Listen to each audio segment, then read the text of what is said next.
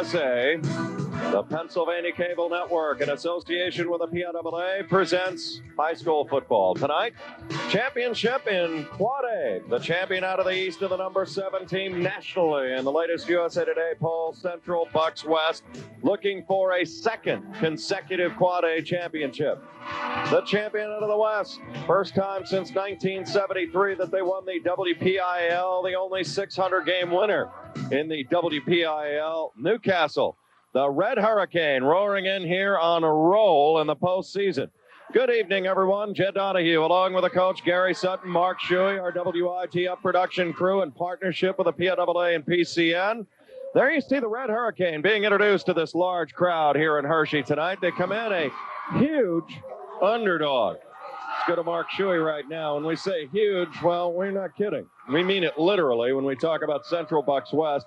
Maybe one of the most fearsome offensive lines put together in recent high school history, and many of them were here a year ago in this game as they just totally dismantled Upper St. Clair a year ago behind the great Dave Armstrong, who's now at Michigan. But Ben Carver is where you start with this whole offensive line. Yeah, that's the guy 79. Right in the middle of your picture, Ben Carver. He is a good one, 300-pounder, and Ben Carver and his mates, they led the way for over 500 yards of ground-oriented offense in the Quad A title game last year against Upper St. Clair that Jed was talking about. And I'll tell you what, there is absolutely no drop-off in the CB West offense this year. Dustin Pisciotti picked up right where Dave Armstrong, the fine tailback who went off to Michigan, where he was an all-state player. Dustin Pisciotti, he's closing in on 2,000 yards rushing this season. So, I mean, Central Bucks West is just as strong, and this is scary, if not stronger than last year's team offensively. Head referee Richard McCrillis gathering the captains. Let's eavesdrop. Referee Bob DeMarco, your umpire. Anything problem on the inside, come to us. If we have a problem, we're going to come to you, okay? Central Bucks, you're the visitor, you're the home team. You get to call it. Call it in the air, please. Call the tail. The tail, you win the toss. You want to receive or kick or defer? Receive. And what goal do you want to defend? Okay, come right back around this way. Central Bucks won the toss. They will receive. Newcastle kickoff. Gentlemen, good luck. Have a good game. That tells you everything right there. Mike Penton, 300-game winner this year, one of the few coaches ever. Let's take a look at this offense. Mark was telling you, Ben Carver, but Chris Havener is another guy with a lot of experience. Bobby Bowser. They go about 255 pounds meat on the hoof across the front there, and Carver is a 300-pound bookend.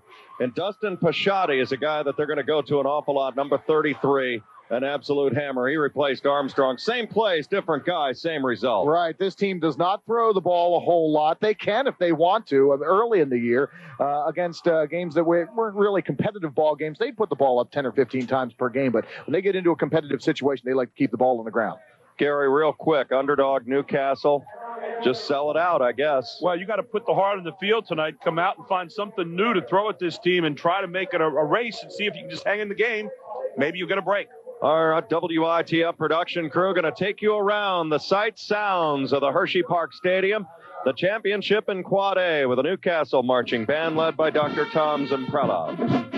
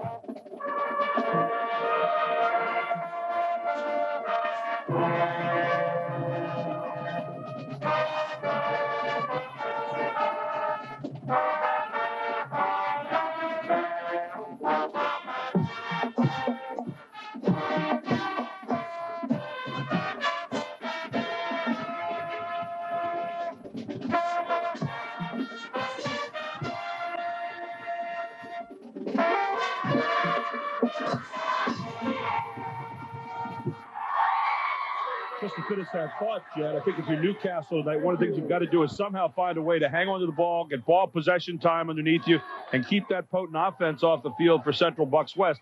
That could be a job that'll be very, very formidable tonight for Newcastle. Well, Nick Marmo's a guy that's already had unofficial visits to Ohio State and Penn State. 6'6", 300 pounds. They're going to have him have a big night. Pat Kane is a guy we'll call an awful lot on the offensive side. A guy that was here in March, by the way, with a basketball team. And in the secondary, Ray Peluso's a guy that is somewhat of a playmaker. They're going to have to be big on run support tonight. The linebackers are going to have to fill the gaps, be very active. Yeah, no question about it. That is where the game's going to be won and lost. That line of scrimmage, and like we said, we might as well say it right up front, that's tilted heavily in the favor of Central Bucks West on paper. But this Newcastle team has a lot of heart, and that just doesn't show up in the box score. Sean Michael Janssen going deep along with Dave Edwards, and we are underway in Quad A.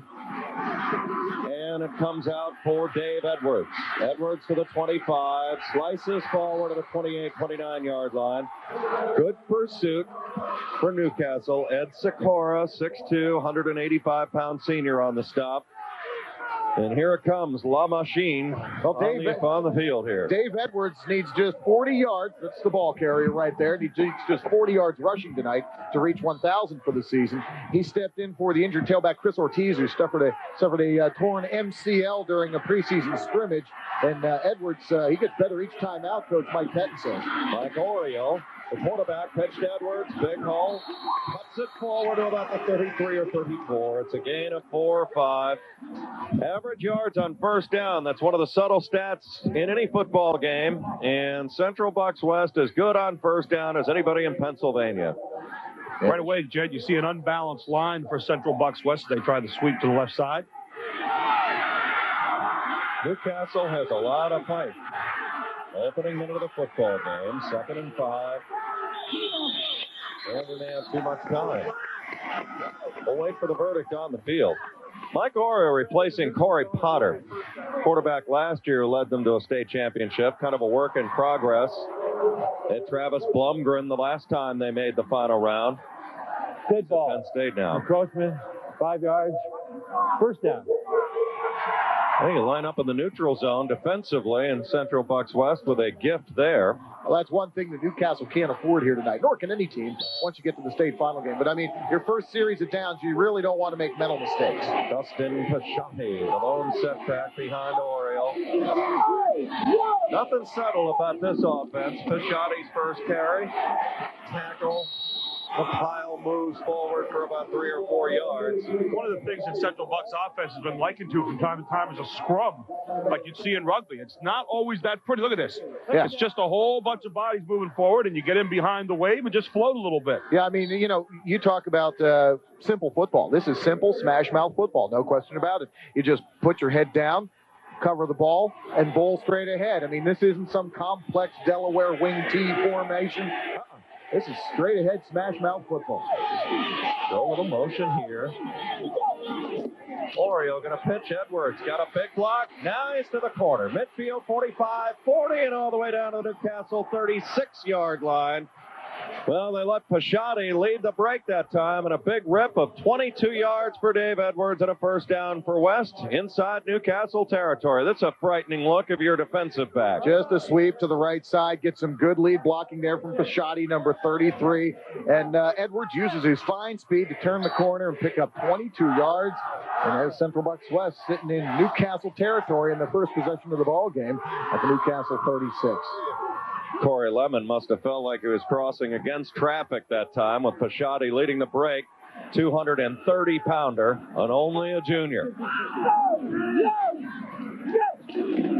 Pitch goes to Pashati this time, cuts it upfield, slams inside the 30, and wallops it down to about the 28-yard line. Just talk about punishing. One of the things to look at here in the backs, so many times you look at a tailback lineup like 6-7 yards behind the quarterback.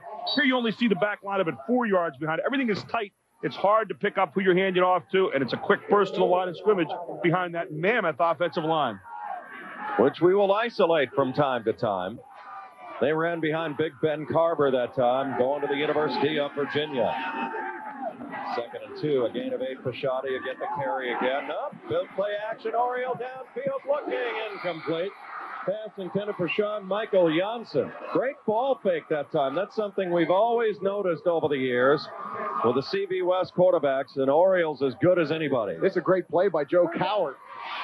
Comes over, sees where this ball's gone. He has the coverage, but extends and knocks it away. That's a nice play by the cornerback, Joe Cowart. Saved a touchdown probably because, I mean, everybody just bought Pisciotti going into the line.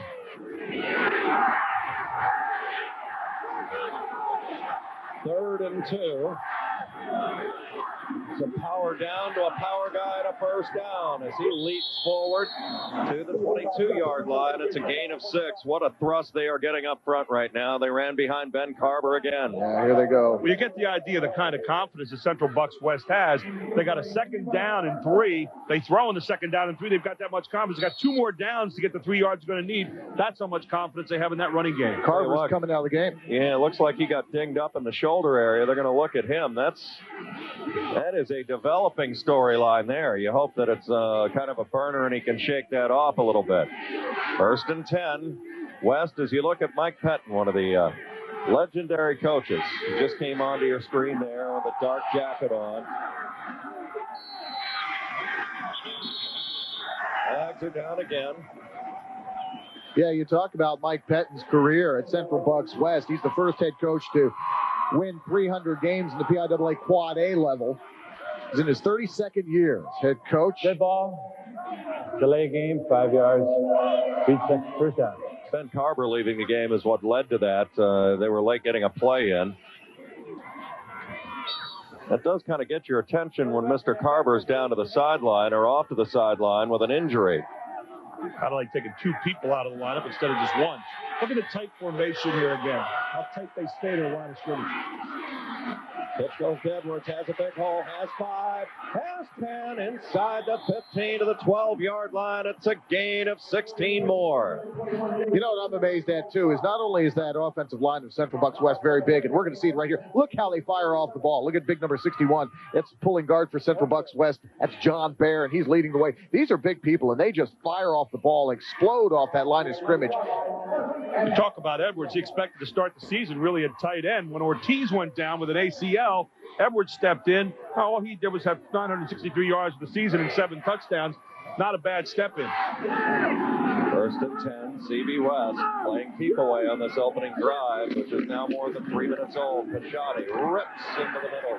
Still going, still rumbling to the 5-yard line. It's a gain of 6 more. Took 6 guys with him along for the ride. Well, there's a guy you just cannot tackle above the waist. And we saw a couple of Newcastle defenders try to do just that. Look at this. Pisciotti's up top. Guys trying to tackle him up top like that. He keeps the Pistons pumping. Moving down towards the 5-yard line. Inside the 5, it'll be 3rd and 3 from the 5. There's a young man that's used to carrying it off, and 259 rushes for 1,733 yards this year. And all he had was 35 touchdowns. 2nd and 3 from the 5. Hand off Pisciotti again. Pushing, and lunging forward close to a first down near that 2-yard line. Well, it's not what you call a real high-octane attack. It's productive, but it's kind of a drip approach. Well, you know, this is the philosophy of Smash Mouth football is, you know, control the ball, control the clock. You know, part 1 is control the ball. Part 2, control the clock. And when you get into the red zone, you want to come away with points. So, you know, so far, Central Bucks West is sticking right to their game plan, working to a T. 10th play of the drive on 3rd and 1 from the 3. Pisciotti leaps forward and touchdown. No, it's at the 1. Just at the 1. He was close. He's right at the welcome mat. Right here. The key here, though, is you're throwing down the gauntlet saying your defense is going to sit on the field for a long, long time against us. Over 4 minutes and 30 seconds already in this drive, and this is the first drive of the game. Now, last year, when we saw him in the state championship game against Upper St. Clair, you know, you talk about this power game. It's the gift that keeps on giving. The real gift starts giving in the 3rd and the 4th quarter was something you talked about, Gary. I mean, USC last year, there was just nothing in the tank at the end. Well, you decimate a team, and especially if a team has people going on both sides, then the guys that are on the offensive side lose any punch that they're going to have in trying to make your offense go. So it really has kind of a double whammy on you. Right. It's like fighting a body puncher. I mean, you're going to soften up the belly, and I mean, they really do beat up a team, and it's almost as if their opponents catch the CB West flu later in the game in the second half. They're just a step slower. Ball at the 1-foot line. Handoff, Pisciotti. Touchdown, Central Bucks West. A lengthy 12-play drive that gobbles up 4 minutes and 56 seconds, make it an 11-play drive. You got to be impressed. I mean, they just say, here it is, here it comes, and right over the top, and we'll finish it off on you right here. Pisciotti, monster man in this drive. Dave Edwards provided the quickness. Pisciotti provided the muscle. 6-0 West. Here comes the conversion attempt. Bob Tumulty. Pretty good kicker. He's had a lot of practice getting this job done. The holder is Bill Stone. Snap down, kick up, and it is good. 7:04 remain in this first quarter of play. Central Bucks West out to a 7-0 lead. It's been great having you with us all weekend long as the PIAA presenting in association with the PCN, welcoming viewers on the Pennsylvania Cable Network. WIPTF Productions in partnership with the PIAA and PCN all weekend long as we bring you the first statewide live broadcast of the PIAA Football Championships. And you are looking in on Mike Pettin talking to his special teams right now. That was impressive, Gary. A lengthy drive to start the game. This is CB West football. It's not always the prettiest thing to watch, but it is relentless. 11 plays, 71 yards, 4 minutes and 56 seconds. Pisciotti with the 1-yard plunge. That's probably been said a few times this year. In fact, 36 times if you're involving Pisciotti. And, when you play CB West, Mike Pettin, he just doesn't care. I mean, teams throw everything at him. 8-man fronts, 9-man fronts. Parkland, actually, in the Eastern Final, would line up in a 9-man front at the time. And he just sticks with his game plan, says, we can play smash mouth football and probably, as good as anybody in the state, which they've displayed throughout the year. So, he's not going to get out of his game plan. You talk about a Mike Pettin, you're talking about a guy that's won 310 ball games in his career and lost only 42 and is looking for his third championship here in the 90s. Tumulty to kick off. Newcastle trailing now 7-0. We'll see go on offense for the first time. High end overhead kick. Fielded by Patrick Kane, the tight end, trying to get outside, and West is all over that at the 24-yard line. Tackle is made for CB West. Andrew Elsing in on the stop. Let's have a look at the offense. Big offensive line. As we mentioned, Sean Runyon. Center is a good one. Nick Marmo is the real bell cow here. Literally 6'6", 300 pounds. Joe Cowart's had a great year, and Pat Kane, the tight end's a good one. And John Rosati, the halfback's been playing on an injured knee all season long. These guys have tremendous heart. Joe Cowart. He's kind of a riverboat gambler back there. He's tough. Coward on a keeper. Gets forward for about 2 or 3 yards before he runs into Greg Kinsel, a senior. This Newcastle team, this is the first time they've been back to the playoffs since 1987. First time they've been in the state championship game, and they really have done a great job in the rebuilding process. Defensive front. Angelo Polina is a good one. He's always active. Brian Buckley seems like he's been at West now for about 10 years. A lot of these guys with playoff experience, and then there's Dave Edwards doing double duty. Linebacker Ryan Blumgren, his brother Travis at Penn State now. Pat Kane's got the pass, got a first down near the 39-yard line. A gain of 10. He is a good one, and Gary, we saw him in March on the basketball floor. This guy is a super player and has really come on here late. We'll talk about some eye-hand coordination. Watch this. Little quick turnaround, ball thrown behind him, picks it up, and then makes it into another play, gets it out near the 40-yard line. And first down for Newcastle right away. It's interesting here. It's so important for Newcastle to establish themselves in this drive. That's what CB West does. They say, it's in your court now. You got to match what we did. Weston Sheldon going to pitch it back to Jeff Rosati, nice positive gain to about the 47-yard line, a gain of 6. They're getting pretty good push on that offensive front here early, Mark. Yeah, that's right. Here you see Rosati take the deep pitch. Reads his block very nicely. This Bisciotti kid, he plays, like I said, he has a lot of guts. He's playing with a partially torn ACL throughout the year. He rambled for over 619 yards. He's a tremendous halfback. I mean, one of those kids that coaches love to coach. Quick handoff's going to be Cowart on a keeper across midfield, close to a first down near that 48 or 49-yard line. I think he's got it. You've got to like the play calling so far. The quarterback sneak, then we have a quick scamp around the outside, another quick pass, another quarterback sneak, and they're really mixing up their plays very, very well as Newcastle. First down, Red Hurricane to the 49-yard line. Head coach Gary Schooley had played at Newcastle, certainly knows the tradition, played on an undefeated team in 1971 and has brought the glory back. Motion man is Gordon Austin. Kane is back. Cowart back. Looks downfield. Got a man. It's Lemon, and he can't hang on. Fans want interference. Not going to get that. Oh, boy. I'll tell you, that was a close one. Well, watch the play again. You can see they want the interference call. It's not going to come back. Now, you're going to see the legs get tangled up. Both players going for the ball. Watch the great job by Joe Cowart here, the quarterback, to sidestep the rush. Steps up in the pocket. Oh, that's a good call. No contact. Good non-call. Just lost his feet. Lost his feet. That's why these officials are doing the state championship game. We have to let the defensive back at least have some kind of lane. An incidental contact like that. Kane, double reverse handoff. This is Lemon slamming to the 44-yard line. Make that Gordon Austin. He's only 5'7".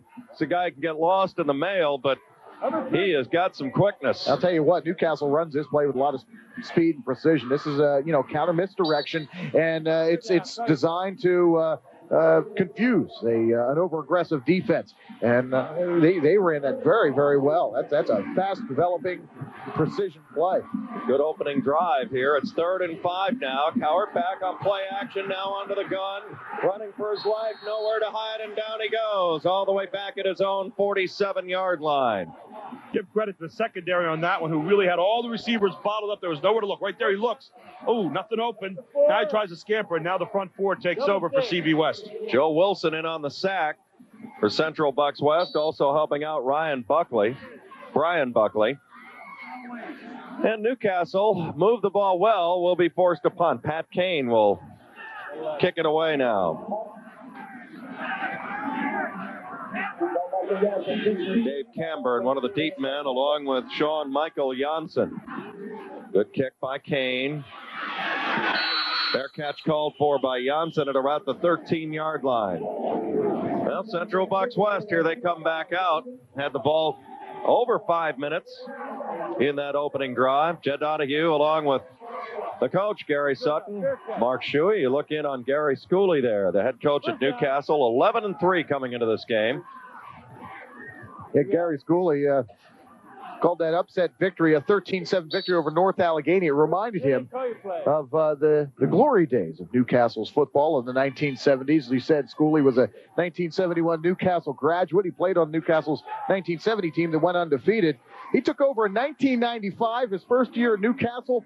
They went 0-10. So he's got this program on the uptick in a hurry. Oriole, the quarterback. Play the motion man. Pisciotti, big hole, 20, rumbling, 40, midfield, and still on his feet. Look at this. Pouring it on. 20, 10, 5, touchdown, Dustin Pisciotti. Oh, my goodness. 86 yards to glory for Dustin Pisciotti. And there's what CB West does. The mental aspect of pressure on you. Watch this. There's that front line opening up the hole, and he just flew. Oh, boy, a couple of good drive blocks there on the offensive line. And Pisciotti, for a big man, this guy can move. Because look at this. Pat Kane has the angle on him. He went for the legs, which is proper tackling technique for a big guy like Dustin Pisciotti. Yeah, Pisciotti, he goes 235 pounds, but he can really move that 235 down the football field, can he? Well, that has some coaches at the table writing some mail. Tumulty's kick is good. He hooked it right in there. Well, we've had a lightning bolt. Good. First drive went 5 minutes. This one, how long did it take him to run down the boundary there? All right. Took him 15 seconds, yeah, with equipment. 7 carries, 114 yards. We have 3:43 to go in the first quarter. Dustin Fasciati might be the real deal. What's he need? 254 yards for 1,000 this year? 2,000. Yeah. Well, he took a big swipe out of that in one swing of the bat, an 86-yard run. 14-0. Central Bucks West. Well, 254 yards in a ball game may sound like an awful lot. Yeah, and it is.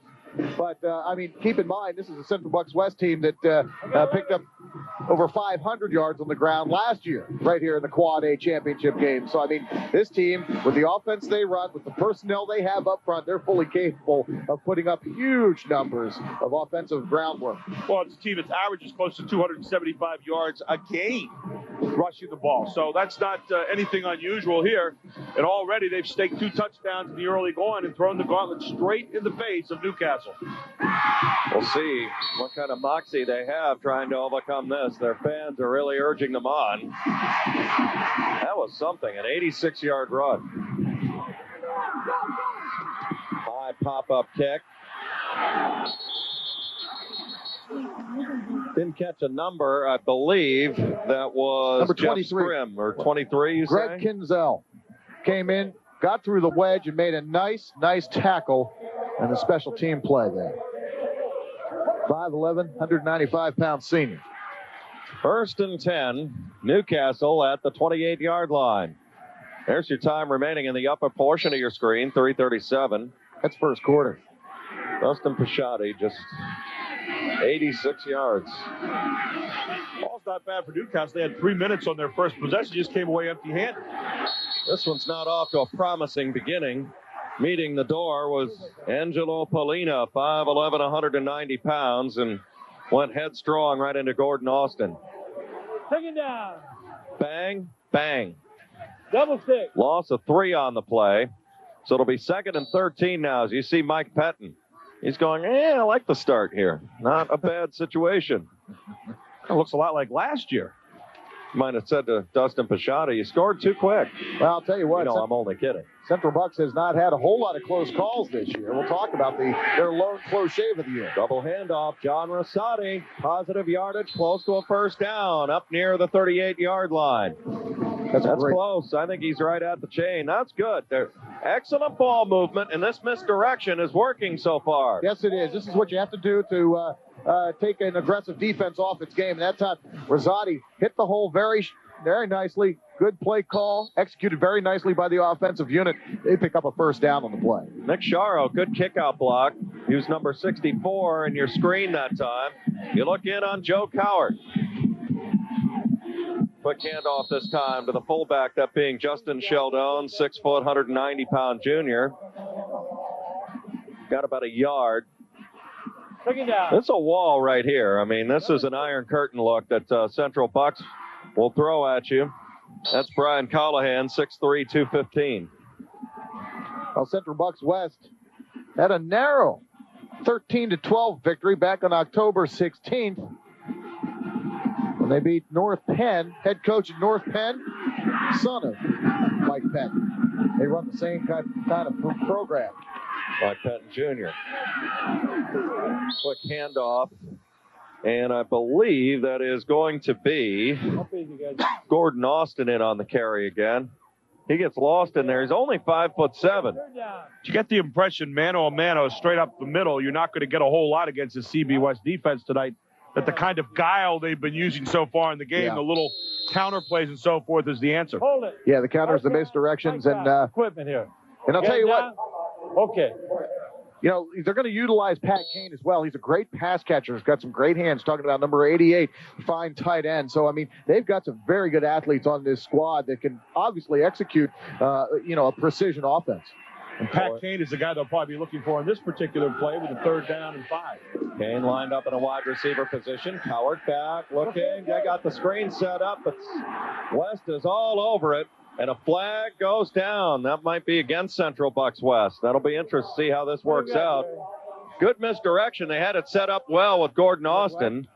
71 red, ineligible downfield. Ineligible Beyond downfield. the line of scrimmage, 4 yards. Captain, we have an That is ineligible. a super play by Bill Ineligible Stone right downfield. there. He's a Take the senior. play. A lot of tournament Fourth experience. down and about 3, or we free third down and about 20. Caught Nicholas Marmo downfield, number 71, as an ineligible receiver. Third and 10, or fourth and about 3. Third and 10 or fourth and 3. Was a pass behind the line of scrimmage. Well, this seems to be the great debate. There's Gary You had to tell Schooling. me. No, I can't tell. Was it behind the line of scrimmage? I got it right. Yeah, now they're debating whether the ball was caught, whether it was caught behind or in front of the line of scrimmage, this screen pass. They'll wait for the verdict on the field. I think they'll decline the penalty and take fourth There is down. no flag. Yeah, that will The negate. pass was behind the line Right. of scrimmage. Passes behind the line They of scrimmage. stand, fourth down. Passes behind the line No of option scrimmage. at all. Yeah, right.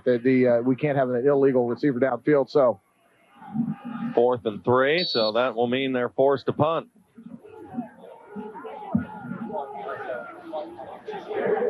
Dropping deep for Central Bucks West, Dave Camburn, a sophomore.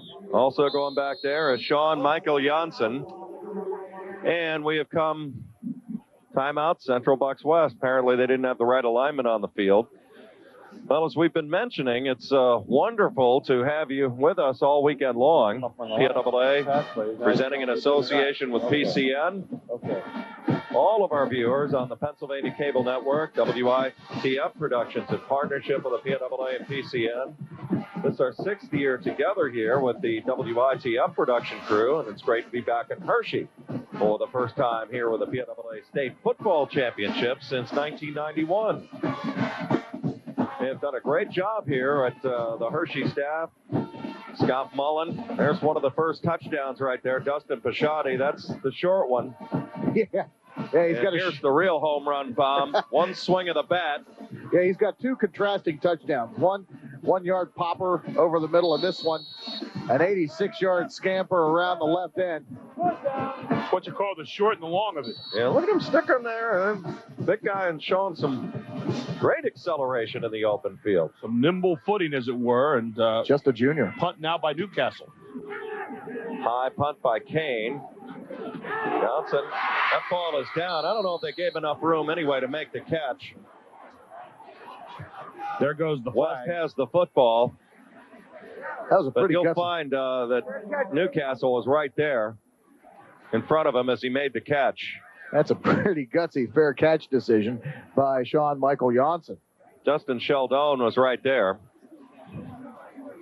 This will be a 5-yard penalty.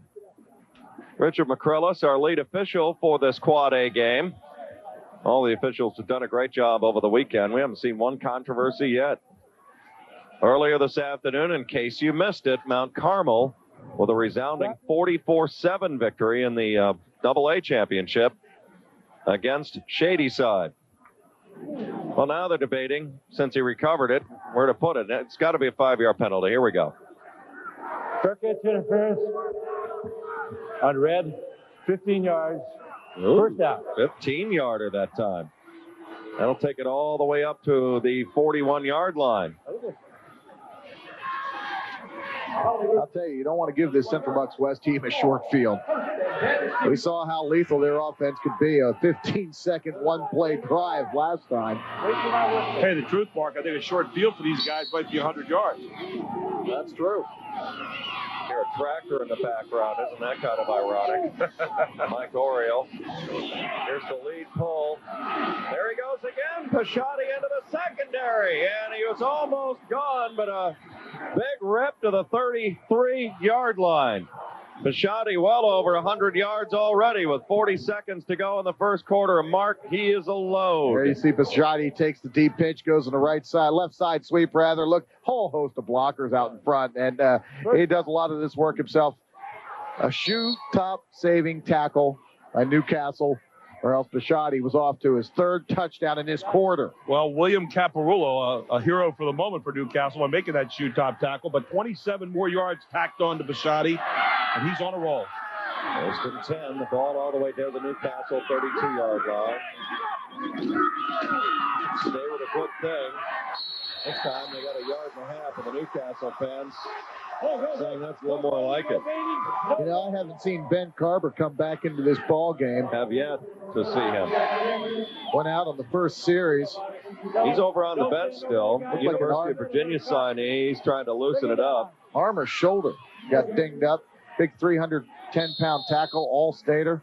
He'll be back, Mark. I was just found him over there on the Central Bucks West bench, working things out. And we've come to the end of the first quarter of play, and Central Bucks West, surgically, methodically, 14-0. Used a long drive and a long run to take a 2-touchdown lead as we make the turn. You said surgically and methodically, Jed, and that's exactly what's happened. You feel like Mike Pettin over there going scalpel, knife, scissors. I mean, just takes you apart with the same thing over and over and over again. And the residual of it all is the fatigue factor that is going to wear on you as the game progresses. That's what we've seen over the years with Central Bucks West, especially in this particular environment. Last year beat Upper St. Clair 44-20. We did one of the greatest games I've ever seen, finish-wise. North Hills beat them back in 1993, barely 15-14. That's when Eric Kasparowitz went in on a 2-point conversion on the last play of the game. Yeah, on a 4th down and goal from the 27-yard line with the wind chill at about 19 below. No kidding. And, North Hills somehow scored a touchdown to give Central Bucks West a heartbreaking defeat in the 1993 Quad A championship game in Altoona. They also won the last time I was here in Hershey in 1991 against Erie Cathedral Prep 26-14. Gary, numbers in the first half. Rather scary, most of it on the ground. How about all of it? First quarter, 184 yards for CB West, 0 passing. That's about a normal game. Newcastle, 34 yards rushing, 12 yards passing, 46, not all that bad. Pishotti, 141 yards in the first quarter on 9 carries. It's double figures every time he touches the football. Ocean man is Polina. Hand off Pishotti, ripping and slamming. Nope, it's a keeper for Oriel across the 30 to the 27-yard line and a gain of 4. That'll create 3rd and 4 upcoming for Central Bucks West. Mark? That's Mike Oriel. He just a sophomore. I think real good ball handler, great football player, and you know, Mike Pettin has a lot of confidence in Oriel to throw the ball. And like I said, in non-competitive situations where they may be ahead handling in a game, they'll start throwing the ball. They'll open it up. Here's a down, though, Mark, where you normally would throw the ball for most teams, 3rd and, a long 4, possibly a short 5. This is probably a down where CB West is going to probably run the ball because they think of it in terms of 2-down territory all the time. Really jamming it up. Quick hitter and a first down. I did not, I don't think that's Pishotti this time. Okay, guys. Scrub. Thank you. And you wonder why Central Bucks West plays this smash mouth type of football. It's very simple. Look at the holes this offensive line is able to open up for the running back. Brian Buckley. He's 220 pounds. I guess that's a relative light load there. And when you can run block like that, why throw? You've got to get the feeling, if we were watching a game in the 1940s, we had a chance to go back there and watch some of the ghosts, they'd be really pleased to see this kind of football. This harkens back to another era. This is Woody Hayes, Vince Lombardi type of football right here. You're just right on the same page there. 3 yards in a cloud of dust. What would Hayes say? 2 things bad can happen if you put it in the air. There's 3 things that could happen with a pass. Yeah, 2 of them are bad. I think you can include Mike Pettin in that school of thought as well. As we mentioned, a lot of thanks goes to Scott Mullen this weekend for the job that he has done coordinating all of the stadium crew and the entire staff here at the Hershey Entertainment and Resort Company, creating the bowl atmosphere. Returning here to Hershey for the first time since 1991, and the PIAA presenting in association with PCN. We're welcoming viewers on the Pennsylvania Cable Network. First time ever that all 4 games have been broadcast live statewide over the entire weekend. It's been an honor to be part of this particular history-making event. Timeout is up. Jed Donahue, Gary Sutton, Mark Shuey, and our entire WITF production crew. Go your play. Looking at Central Bucks West, 1st and 10 from the Newcastle 23-yard line and a 14-0 lead. Full house backfield, jumbo look. This Dave Edwards, he's the quickest one. He's in the secondary to the 5. Edwards to the 3-yard line. He stepped out there, went for the pylon, and almost got there. Boy, this guy's coffee quick to the outside. He's got hiccup quickness, and you'll find out here Dustin Pisciotti and Buckley know how to block. Also, give a good kick out there for Polina. Yeah, Polina. And like I said, Pisciotti came out with some nice lead blocking. I'll tell you, kind of a sugar and spice look. You got the spice with Pisciotti, a hard-hitting run, and then you got the fast stuff of Edwards. Short yardage, dial 33 to the goal line. Not in yet. Kind of Mr. Inside and Mr. Outside look here, so to speak, Mark and Jed. You've got one over the middle and one around the corner. Here's Mr. Over the middle. Pisciotti diving for that goal line one more time. Doesn't quite get there, but has it very close. Taking down. The password here is inevitable. We're at the half-yard line, 14-0 Central Bucks West. 10-10 left.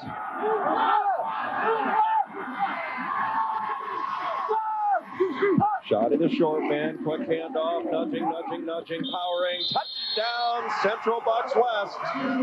Dustin Pisciotti for the 3rd time. 20-0 Bucks. Thank you, guys. Thank you. It's just like watching a battering ram at the gate, and eventually you get in. Look, push, in, and Pisciotti with touchdown number 3. We've got 9:57 to go in the second quarter. Doesn't hurt that you have half a ton moving the pile before you get there. The line of scrimmage. Yowza, are they so good. very impressive. And I mean, you're doing this without probably definitely your best offensive lineman, Ben Carver. Tumulty on for the conversion. Plenty of practice. And it's 21-0 with 9:57 to go. Well, Newcastle, they've done some nice things on offense. Problem, they haven't seen it enough. Here's why. There you see Pisciotti. He's just following the pile. Comes down. It's the second effort that gets Dustin Pisciotti and Central Bucks West their 3rd touchdown of this ball game. As you see, the faithful who have come up the turnpike to the Hershey Park Stadium. Well, the only fatigue factor that CBF West has to worry about so far, maybe at this rate, is Tumulty's leg kind of wearing out by the end of the game and not be able to kick the extra point, for heaven's sake. Well, this is a big moment in this game for Newcastle. They know it. Gary Scully would like to keep it away, and I'll tell you what. One plays for 86 yards by Pisciotti. The rest of it is a little bit more as advertised. Newcastle lost 3 games this year. To Norwin, 19-10. Shaler beat them 28-27. And Seneca Valley, a 16-9 winner over Newcastle. And Newcastle really dominated the 4th quarter in their loss to Shaler. Almost came roaring back. They're calling it the greatest 4th quarter in Newcastle football history. They controlled the ball for a full 10 minutes in that quarter. Their total yardage, 158-12. They outscored the Titans 14-0, but they still lost by a point. But the team came away feeling really good that they did not quit. That final 12 minutes, they put to good use and nearly pulled out what looked to be a lost cause. 7 plays, 59 yards on that drive, 2 minutes and 54 more seconds. Pisciotti with the 1-yard plunge, his 3rd touchdown of the game. And so far, you're looking at Newcastle. They've held the ball for 3 minutes. On the other side, you have a team that's already held it for 9. Those are pretty scary TOPs right there. Time of possession. Jeff Scrim, the deep man, got under it just a little bit. Oh! And crunched at the 45. Did he hold on? I don't know if he did. Nope, he did not. Can't blame him if he did. Central Bucks West. Didn't see a number there. And the fumble. And you got to feel for Quallen Davis here, a sophomore, as we're going to see this again. There's one where you want to learn how to wave very quickly, called a fair catch. Yeah, look at this. Look at this. Quallen Davis comes up and he just gets stuck hard. 1st down.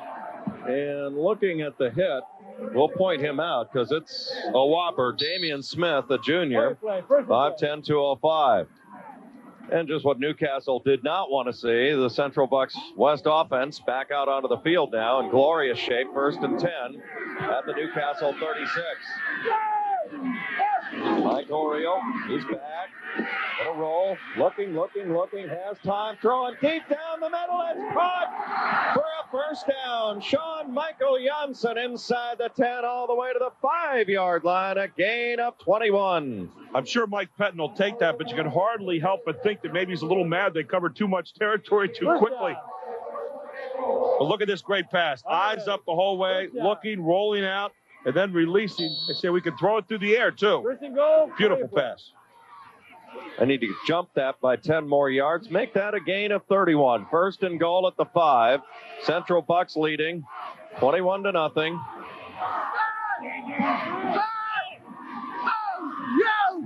Here Oriole barking out the cadence. Here's Bisciotti picking his way through the woods to the 3-yard line. Lots of tall trees and timber in there. Mark? You know, Mike Oriole just displayed that he can throw the football as a quarterback, even though this is a ground-oriented attack, heavily so. And Sean Michael Janssen, very good wide receiver as well, but he's their leading wide receiver, and he's got 20 catches on the entire season. That's less than 2 per game. Hey, guys, let's play ball, okay? Can you hear some of that preventative officiating going on there we've seen throughout the weekend? Back off where you belong. Come on. And the referee's in there saying, hey, let's take care of it. Let's play football. And that's the kind of things you want to see going on throughout the game. Second and goal from the 3-yard line. Johnny lined up. He's got 3 touchdowns already. Into the pile again. Well, Newcastle very taut in this particular situation. Thank you. Back it off. Tackle was made for Newcastle on the bottom that time. We got Sapienza, 6 foot, 230-pound linebacker. You're going to see a lot of collisions right down here along the line of scrimmage. I'll tell you what, you're right. Newcastle, very stingy here in the red zone. I mean, Bisciotti had to work for that last 1-yard touchdown plunge. I mean, he had to work. That second effort is what got him in last time. But, yeah, this is tough real estate for Central Bucks West. A lot of heart displayed here by Newcastle inside the red zone. Newcastle giving up 13 points a game during the course of the season. They'll run Bisciotti wide. One-on-one, pushing. Touchdown, Central Bucks West. You can always tell where Bisciotti is because you can see other uniforms moving with him. That's unbelievable. As we said, he moves with the speed of a line painter at times, but here's the line play, and right down along the line of scrimmage. Look at that collision at the 2-yard line. My, oh, my. And look at the leg drive for Bisciotti all the way into the end zone and finally getting thrown down, but not until he scored. That's Bill Caparola, the outside linebacker, number 17 for Newcastle, who tried to come up and make a one-on-one stick on Bisciotti, 235-pounder. And I'll tell you what, Caparola's going to feel that one. Penalty on for his 4th conversion attempt. Bingo. 28-0. Central Bucks West. Hardly bucking a trend I couldn't resist with the pun there. Well, that's like moving a refrigerator up the stairs right there. You lose. Look at his teammates there trying to push him into the end zone from behind as well. Anything to get that 6 on the board. 4 plays, 36 yards, 2 minutes and 2 seconds added on to the time of possession. When you go back over their touchdowns so far, all 4 by Bisciotti. First possession, 4:58, touchdown Bisciotti. Second possession, 15 seconds, touchdown Bisciotti. Third possession, 2 minutes and 54 seconds, touchdown Bisciotti. Fourth possession off the fumble recovery here, 2 minutes and 2 seconds, touchdown Bisciotti. 4 touchdowns, 28-0, still 7:52 to go in quarter number 2.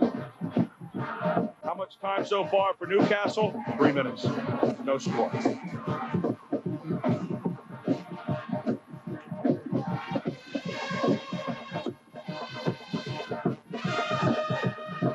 They are impressive. You wonder how they're only 7th. If Berwick could get up to 4 in AAA, nationally, why is this team 7th? It's been a question I've had for an awful long time about how Dave Kreider does a USA Today national poll. This team deserves a lot more respect than a number 7 look nationally.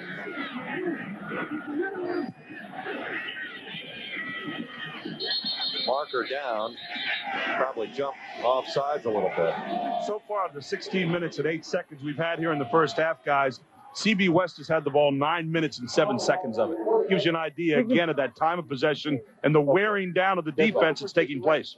Yeah, well, you know what? In that ball control offense that CB West runs, they're winning Procedure, both elements of that. 5-yard penalty. Got the lead on the scoreboard, obviously, 28-0. And they're winning the game of the clock. They have time of possession, and they're just watching that clock melt towards halftime. 7:52 to go in quarter number 2. 28-0. All CB West here in the Quad A championship game from Hershey Park Stadium. Well, they came in heavily favored. They have played as advertised. And you wonder if they're the 7th best team in the country. That's what I was just saying. Who are the other 6?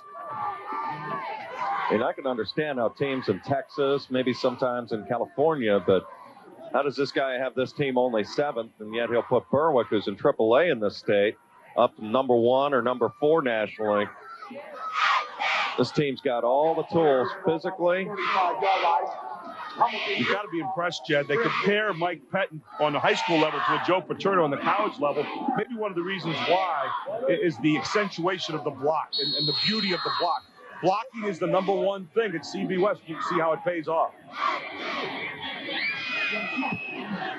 They're very clinical in their approach to this game. With the football, a scrim. Not much room to go as West really beginning to smell it now. The 23-yard line. That ball hit the turf again, but ball carrier ruled down by the officials. Oh, Gary Schooley must have gotten a couple of gray hairs watching that. It was right in front of him. Doesn't want to hand the ball to CB West once again at their own 20-yard line. We have to blow dust off the offense right now. It's been a while since we've seen them on the football field. Good tackle, Justin McDonald. 1 possession in the game so far for Newcastle. We've got 7:43 to go until halftime.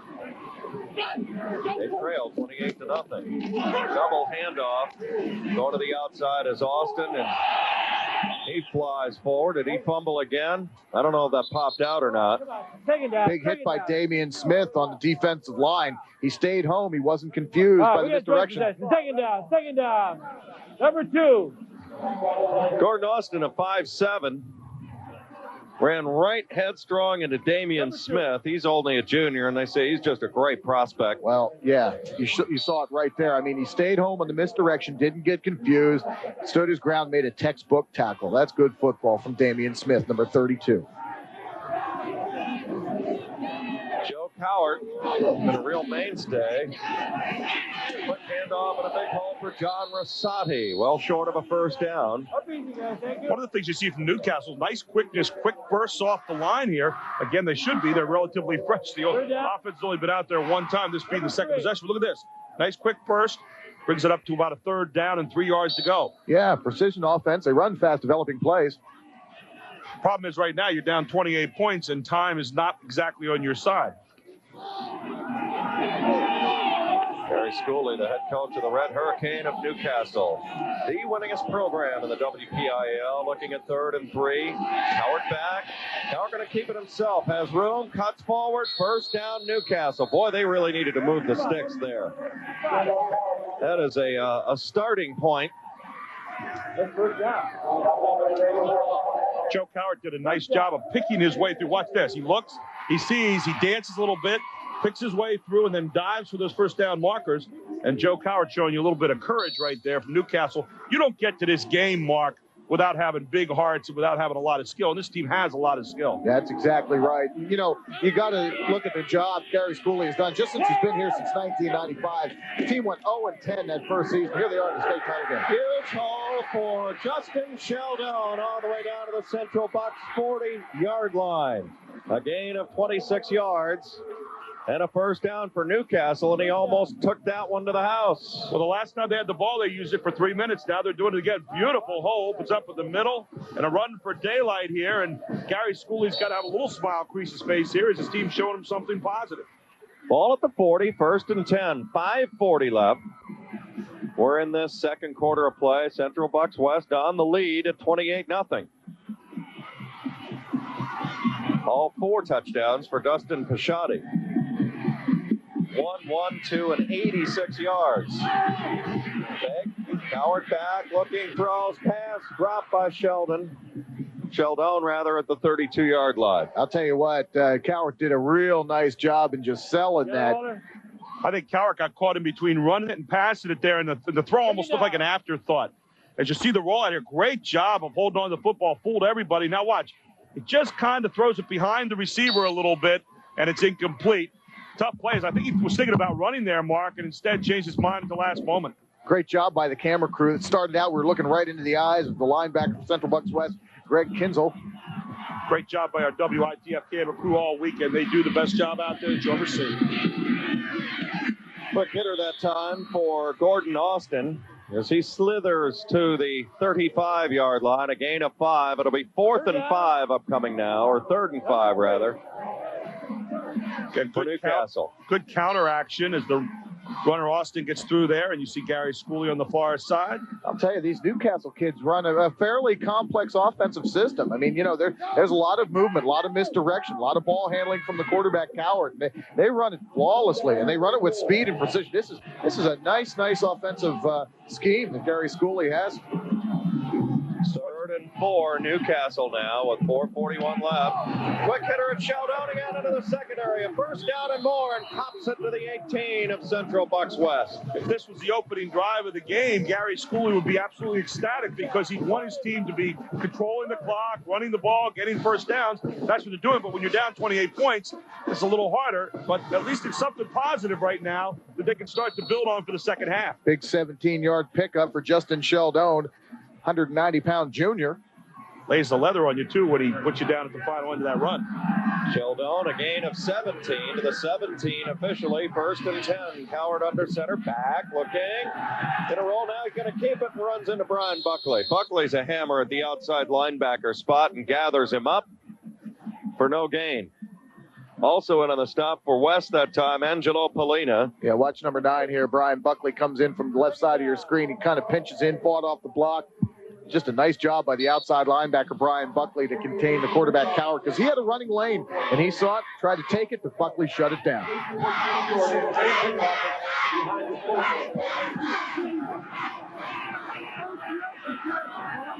and 9 at the 16-yard line. Marker down. 81 red. Frank. That's against Pat Kane. You heard him lining up in the neutral zone there, so it'll go against Newcastle. 5 more yards the other way.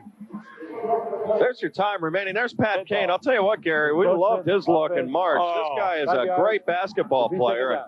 Newcastle, one of the Western favorites this year in Quad A. They've really got a good team. David Young.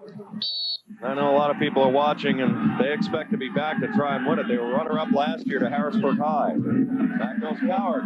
Throws it to Sheldon. Nobody home. He's got a clear path. Cut back 5-4. First down and goal to go at the 4 for Newcastle. And Coward is very clever back there, making things happen. Well, watch what he does. He looks to the right. He fakes, looks to the right, draws the defense over, now throws back in the opposite direction of the screen pass, and watch Caldone heads off only one man to beat to the goal line. A well-conceived play as he gets the overcharging defense caught in that little screen pass. I'll tell you what, that's great. That's a great call and great execution. Coward really sold the pitch, didn't he?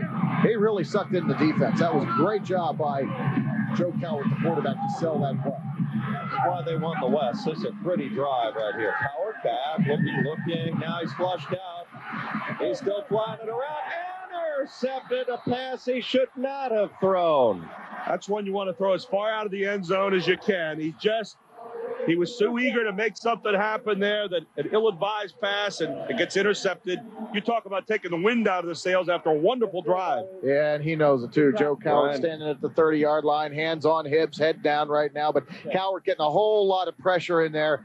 An ill-advised throw picked off by Brian Callahan of Central Bucks West. Here you're going to get it from field level. Throws off his back foot, ill-advised. Callahan, the linebacker, on the outside, steps in front of the receiver for the turnover. They went to that play once too often. Callahan made them pay. 9 plays, 5 more minutes out on the time of possession, but you walk away empty-handed and get it for Newcastle. Big hole, Pashadi rumbling and stumbling to the 36-yard line. What a player he is.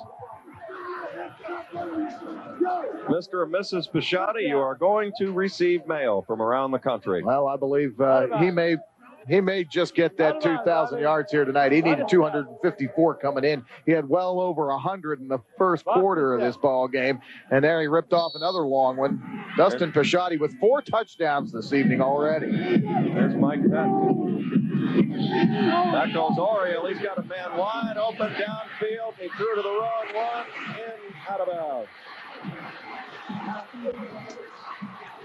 Good play that time for Jeff Scrim, but Sean Michael Janssen was way downfield. The pass intended for Chris Ortiz. This is a tough pass to throw when you're rolling the opposite direction for a right-hander. They're trying to set up, get your shoulders square, and he throws just a little bit behind the receiver.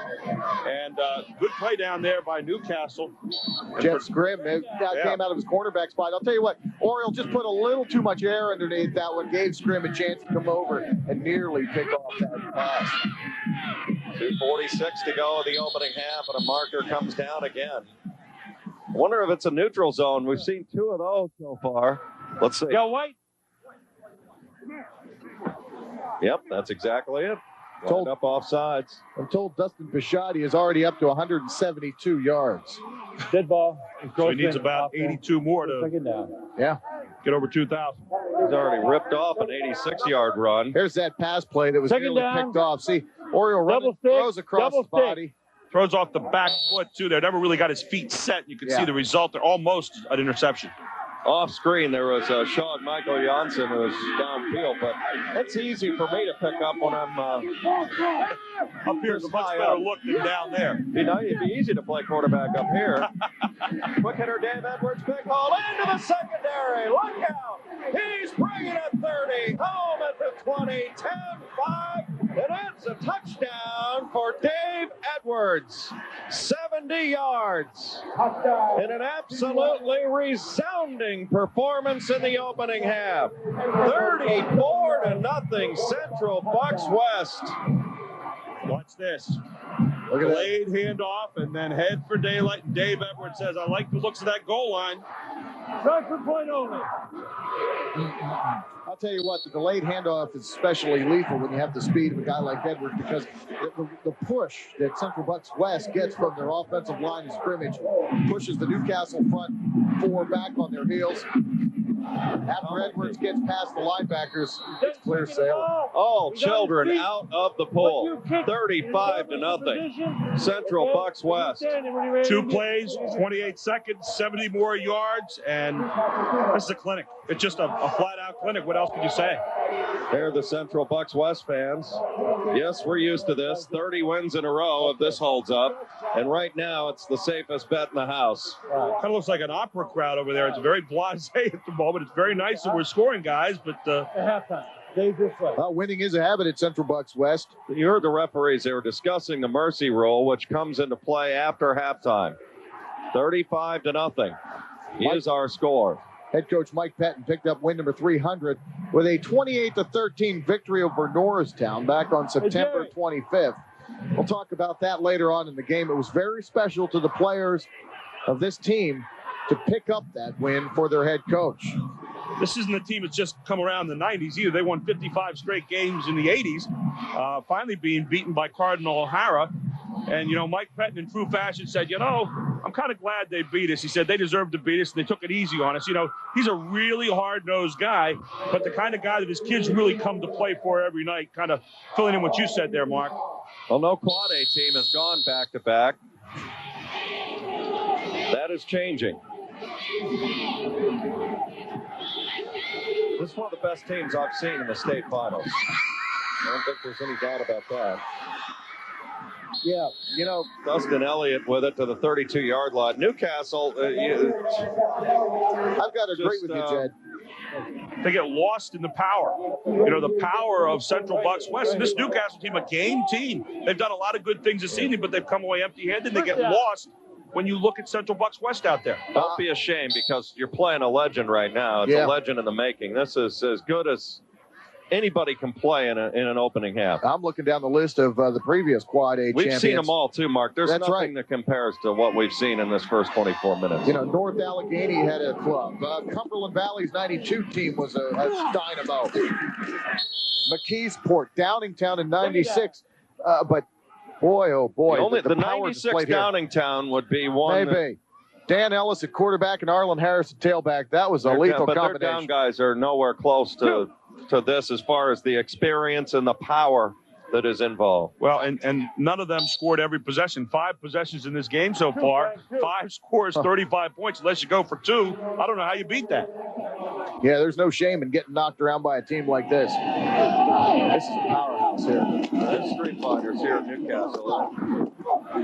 There's one of the reasons why. This guy's 5'7". You gotta like this guy, Gordon Austin, 160 pounds, and he's in there chewing it up as best he can for a first down. 5'7". 44. Yeah, 5'7", 160. And look at the heart of this guy. You know, follows his block very nicely, takes a tackler head on. You know, just no quit. And that, you know what? That can sum up the Newcastle season in 2 words. No quit. These guys have a ton of heart, and that's what got them here to Hershey. All right, Gary, coach, right now I got to tap in. It's 35-0. You know, it's beginning to dawn on you at this point that you are out man-powered. Well, that's absolutely right. And all you're trying to do again, find a way to score, and they might be trying right here. He is tough, I'll tell you. Gordon Austin, 5'7", 160 pounds. You've rolled some yards here in the second quarter. You've had 8 minutes of possession time. Problem is you've come away empty-handed twice. You were knocking on the door down there. It's just too little when you're looking at a steamroller at you on the other side. Yeah, that's right. I mean, you get down into the red zone, which Newcastle did on their last possession. You know, they came away with no points on the turnover. You know, but the knowledge that Central Bucks West, when they get the football, they score. I mean, you just can't keep up with that all night. Joe Coward under center. They still have 3 timeouts to play with. Austin running well. Big Hole has 5, has 10, and another first down to the 35-yard line.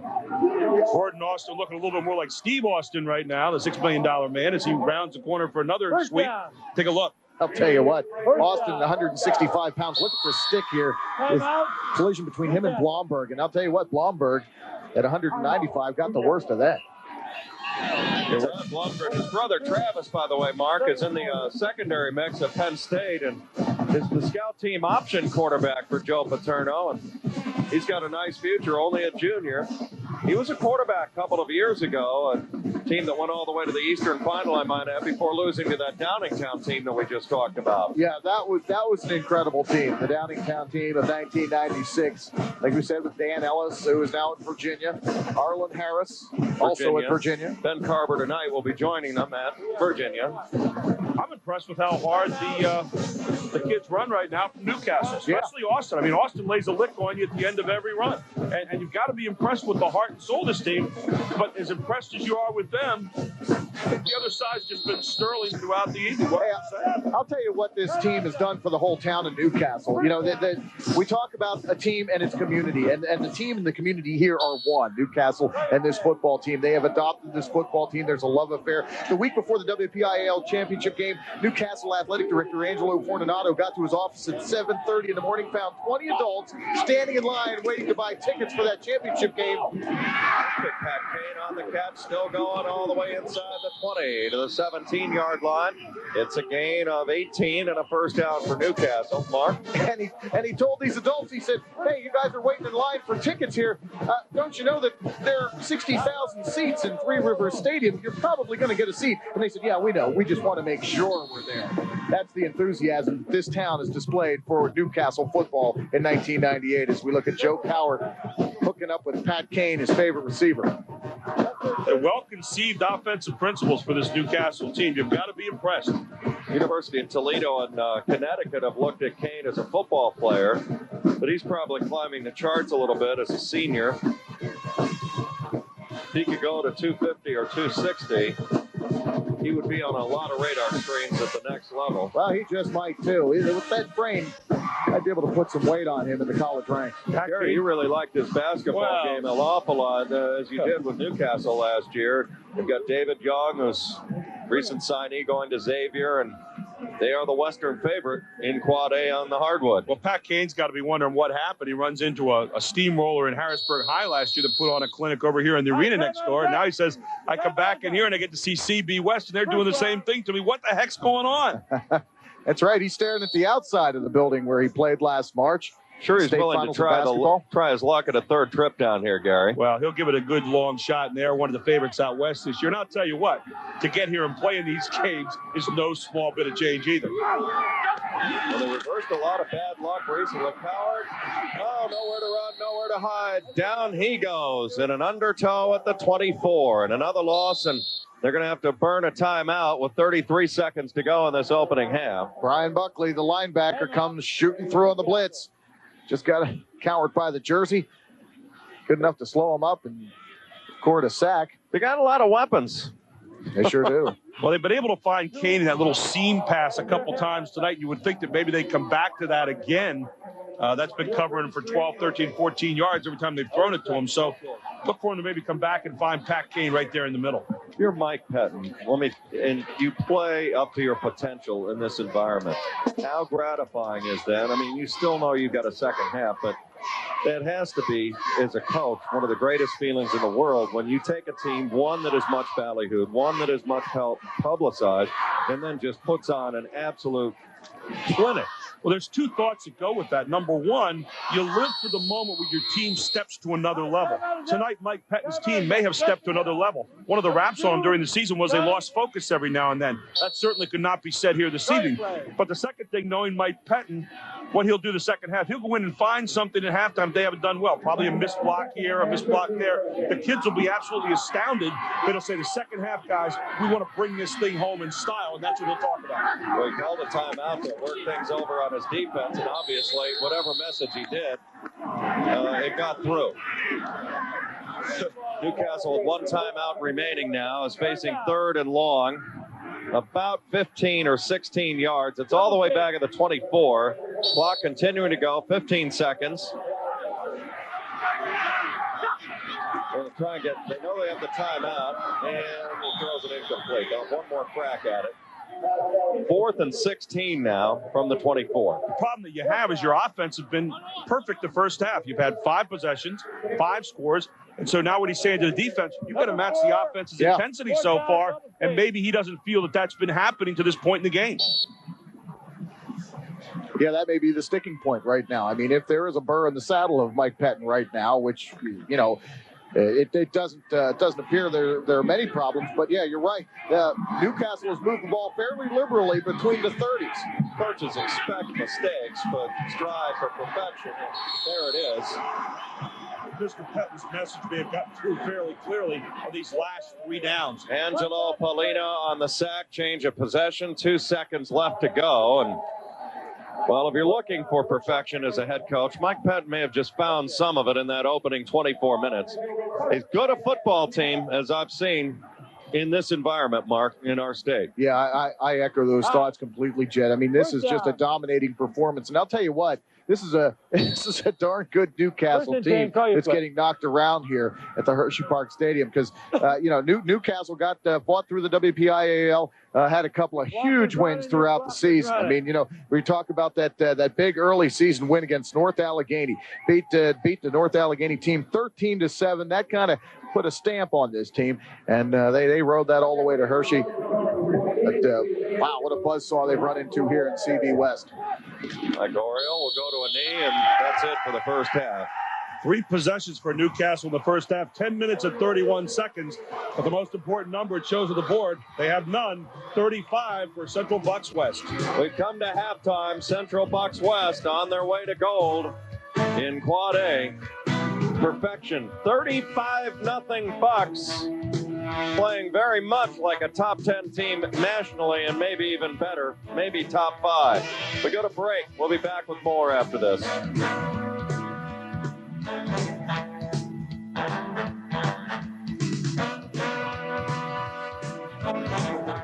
The PIAA is a Pennsylvania nonprofit corporation organized on a membership basis. Membership includes most of the public and many private high schools in the Commonwealth of Pennsylvania. The PIAA develops and enforces rules which are authorized by the member schools to regulate interscholastic athletic competition. The PIAA was formed in 1913 by a group of high school principals to establish uniform rules, eliminate abuses, and place interscholastic athletics in the overall context of secondary education. The purposes of the PIAA are defined in Article 2 of its Constitution. They are to organize, develop, and direct an interscholastic athletic program which will promote, protect, and conserve the health and physical welfare of all participants, to formulate and maintain policies that will safeguard the educational values of interscholastic athletics and cultivate the high ideals of good sportsmanship, and to promote uniformity of standards in all interscholastic athletic competition. The PIAA believes that the student athlete is best served by a system which emphasizes the amateur, educational, and character-building aspects of high school sports, a system which recognizes that athletics is not the driving force, but rather that students are in school primarily to obtain an education. The membership of the PIAA consists of approximately 1,300 schools, divided almost equally between senior high schools and junior high middle schools. Of that membership, approximately 150 are private schools. Nearly 250,000 students participate in interscholastic athletics under the PIAA each year, placing Pennsylvania 7th in the United States for the 1997-98 school year. 17 points per game. The four major areas in which the PIAA currently operates are the following: establishment and enforcement of rules governing the eligibility of high school athletes to participate in interscholastic athletics. These include rules for academic performance, attendance requirements, transfer students, pre-participation physical evaluations, age, and amateur status. Organizing and operating 27 post-regular season playoffs and championships in 10 girls sports, and 31 post-regular season playoffs and championships in 11 boys sports. Adopting the playing rules for each sport under its jurisdiction. With the exception of bowling, golf, girls lacrosse, rifle, and tennis, all other playing rules adopted by the PIAA are published by the National Federation of State High School Associations, of which the PIAA has been a member since 1925. Registering and training officials to officiate at contests in which the PIAA member schools participate. Nearly 13,000 officials are currently registered with the PIAA. The PIAA's principal source of revenue is the sale of tickets to its playoffs and championships. Gate receipts enable the PIAA to operate without taxpayer financing. The PIAA also provides services to its members on a day-to-day basis through its headquarters in Upper Allen Township, Cumberland County, near Mechanicsburg, Pennsylvania. The PIAA assists member schools and families by providing the student-athlete with opportunities for achievement. You're watching PIAA Championship Football on PCN, the Pennsylvania Cable Network, a public service of Pennsylvania Cable Television Companies. PCN is supported in part by your local cable TV company. Live coverage of the 1999 Pennsylvania Farm Show begins Saturday, January 9th on the Pennsylvania Cable Network. Watch the championship rodeo, swine judging, horse and pony pulling contests, sheep to shawl competitions, and many other events capturing the flavor of Pennsylvania's premier agricultural showcase. Around-the-clock coverage of the 1999 Pennsylvania Farm Show begins January 9th on PCN.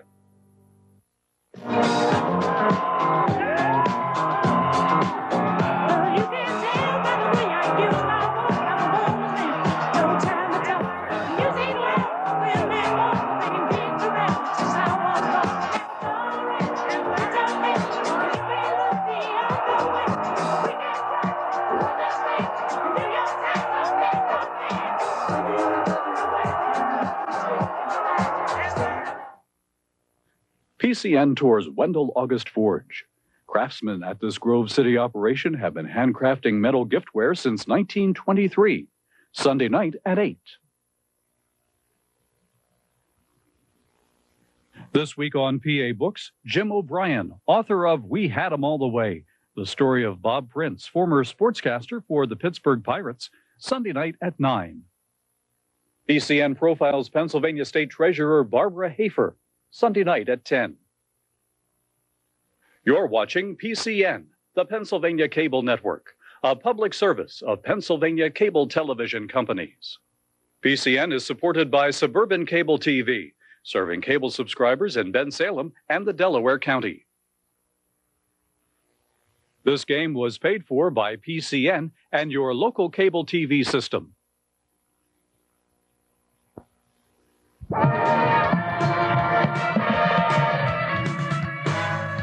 Welcome back to to the Hershey Park Stadium, your host for the 1998 PIAA State Football Championships. What we have just witnessed over the opening 24 minutes is probably the best football team in the 11 years of this tournament in Quad A.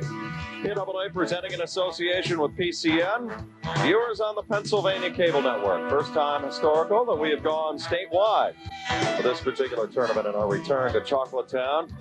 Some of the numbers, it's all slanted one way, as you would expect. How did we get to 35-0? Well, Central Bucks West, 313 yards. Dustin Pashotti, 15 carries for 172, 86 of which went on one run. And Dave Edwards had a 70-yard run, 5 carries for 133. Newcastle, 148 total yards. They've shown some spunk, but they're just not enough manpower here. The interception by Joe Coward stalled their deepest drive of the football game. Mark, some of these first half highlights will start and accentuate the offensive front for Central Bucks West. Yeah, we're as good an offensive line as you're going to see on the high school level. Yeah, those gaudy offensive numbers, they're the product of what you're seeing right now. A good push up front, off the ball, off the line of scrimmage. These guys are just blowing it out up front. And here we're going to see the first touchdown of the ball game. This is Dustin Pashotti, a 1-yard plunge.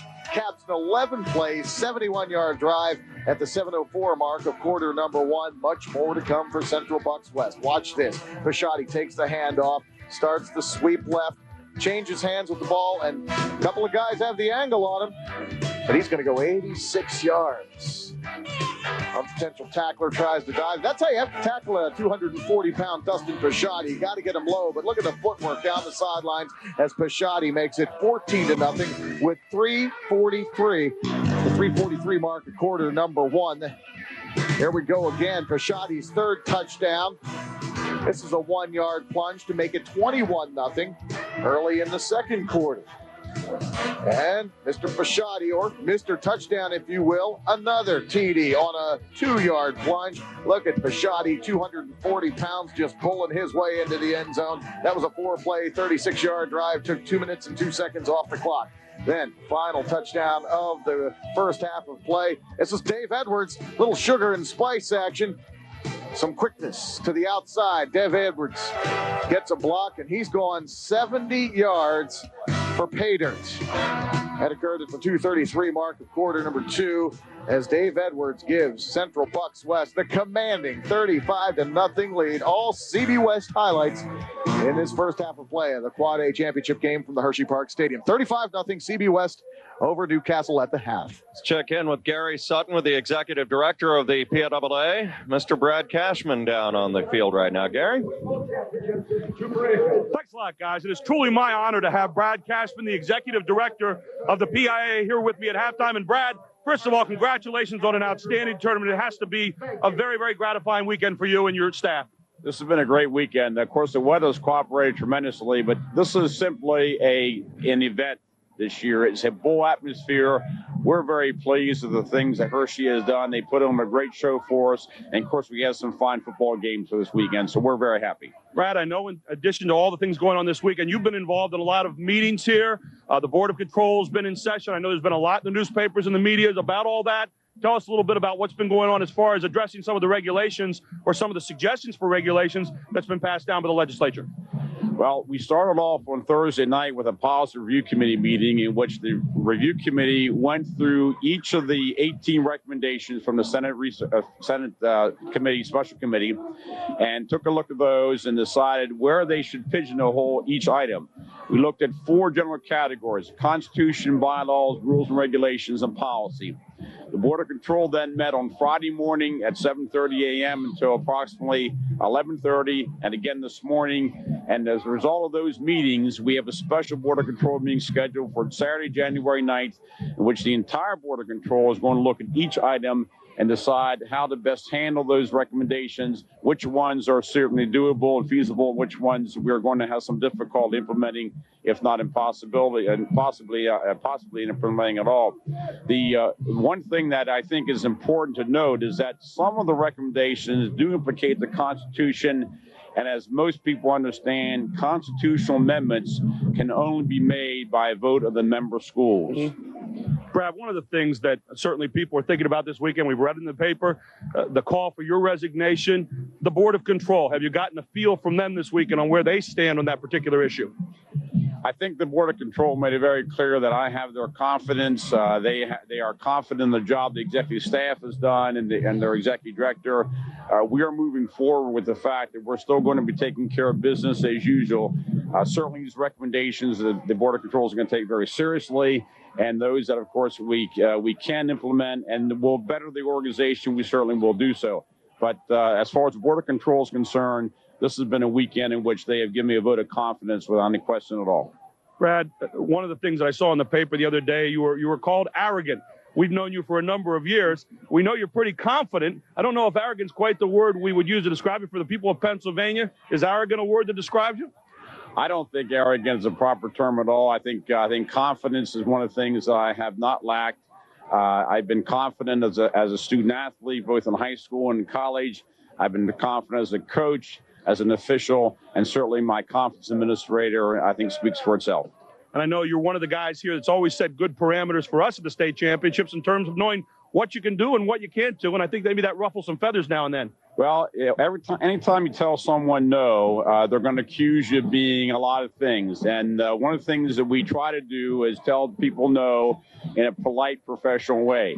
We say a lot of yeses to a lot of people, but occasionally you have to say no. When you have to say no, that's when you get the name calling. So we try to do our job the best we can. And if the answer is no, the answer is no. Well, Brad, I know there's a lot of rough spots that go on sometimes. Everybody's going to have their peaks and valleys, and there's always going to be something to improve on. But certainly, as you look around at this championship tonight and what's going on throughout the weekend, you can be nothing but proud of your efforts. Again, a class job by you, your staff, and all volunteers. Thank you, Gary. We have a great staff, and I want to give credit to not only my staff. I have, of course, Bob Lombardi, Associate Director, L.A. Hopkins Assistant, Melissa Nash, our new assistant, did a great job for us. The 6 months are with us. Our support staff in the office, Doris Hobbs, Bev Owens, Sherry Dean, Linda Rudisil, Anita Fox, and Deb Alford. They've all done a great job throughout these very difficult months, and I want to thank them very much from the bottom of my heart. And Brad, it all starts at the top with leadership, and it's an honor to talk to you. You keep providing the leadership that really makes the PIAA move. Thank you, Gary. It's very much appreciated. Thank you. Thank you, Brad. And now back up to Jed and Mark. All right, 35-0 as we get ready to start this third quarter, and we're delighted to have the chairman of the board of the Hershey Entertainment and Resort Company, Mr. J. Bruce McKinney. You're going to sit in with us here for a little while. How are you, sir? I'm just great. It's a great night for football. Get on that stick here. Wait, hang on just a second. I think you're up now. Okay, Jed, it's a great night for football. We're having a great crowd, and we're ready to go with the second half. Well, you have to be thrilled with how it has gone in the return since 1991. You were blessed with good weather, football-type weather, and I know you're going to kind of evaluate things, and knowing you, I know you say the bar is raised, and you're going to raise it, I think, even further for everybody next year. Exactly, Jed. And Hershey, where the bar literally has been raised. We're proud to host this outstanding event. We're trying to create a bowl-like atmosphere, and with great crowds and with great weather and with really excellent football games for the last couple of days. We are just so proud to be the host. And you've got to be pleased with the turnout from the Newcastle folks. I mean, you know, that's about as far away as you can get in the state. And here they come from exit 1A of the Turnpike all the way down here to Hershey. They were here in March to root their basketball team on. And they've got to have 5,000 people here this evening. It's just outstanding. When you see community support, it's high school football, athletics, and athletes like they do. It's just outstanding. A lot of credit to the Newcastle fans and to all the teams really that have traveled here. Well, I know your staff, Scott Mullen in particular, who manages the arena and the stadium, has been working endlessly to, coordinate this whole effort here. They've done an outstanding job, and my hats are off to that great staff. And there's the opening kickoff, kind of a pop-up. Newcastle will take over at the 33. Well, I know you like your football. That was as good a 24-minute blitz as you're going to see somebody put on. That was scintillating. Central Bucks West is truly a football machine. And, Newcastle is not a bad football team. It's just the fact that Central Bucks is just so outstanding. Yeah, that's right. I mean, sometimes you just run into a buzzsaw, and that's what Newcastle is faced with here. Exactly. Opening minute, Joe Cowart going under center. 1st and 10 at the 33. This young man has run very hard. That's Gordon Austin, and He runs roughshod into Brian Buckley again. He's been all over the place, along with Angelo Polina. That Gordon Austin, number 27, he's only 160 pounds. And I mean, he plays like he's 250. Look at this, head down, takes the pop from the linebacker, but tries to keep his legs moving and try to gain some more positive yardage. That's a lot of heart there from number 27. Very crisp tackling. Excellent tackling from Mr. McKinney, I know you've always, when you see these guys in high school, there's so much history in here. It's like a who's who in sports. I know you'll be keeping track of some of these guys to see how they do down the road. No question. We all remember Tony Dorsett. Third down, guys. Third down. In the Big 33 game. Big 33 over the years. Be back here next summer and the like. You've set records this year, haven't you? Candy Lane, this warm weather and the like. I mean, it's been spectacular for you this winter. The company as a whole, and Hershey Park in particular, has had an outstanding record year. It's just been great. Candy Lane has been drawing extremely well, and obviously with crowds like this, we're just very pleased. 35-0. 3rd and 4 now for Newcastle. Quick handoff again. They whip it into Gordon Austin. He's got nowhere to go, nowhere to hide, and in on the tackle is Brian Colohan. And, of course, Hershey played host to one of the most historic occurrences in sports ever. Wilt Chamberlain's 100-point night right across the way at the Hershey Park Arena. Exactly. 450,000 people were there that night to see that. Everybody. Yeah, there were 4,000, but 1 million people claim to have been there now. Exactly. All related to people who remember the Mayflower. March 4th, 1962 against the New York Knicks. Good punt by Kane. Fielded and dropped, and getting dumped is Sean Michael Johnson.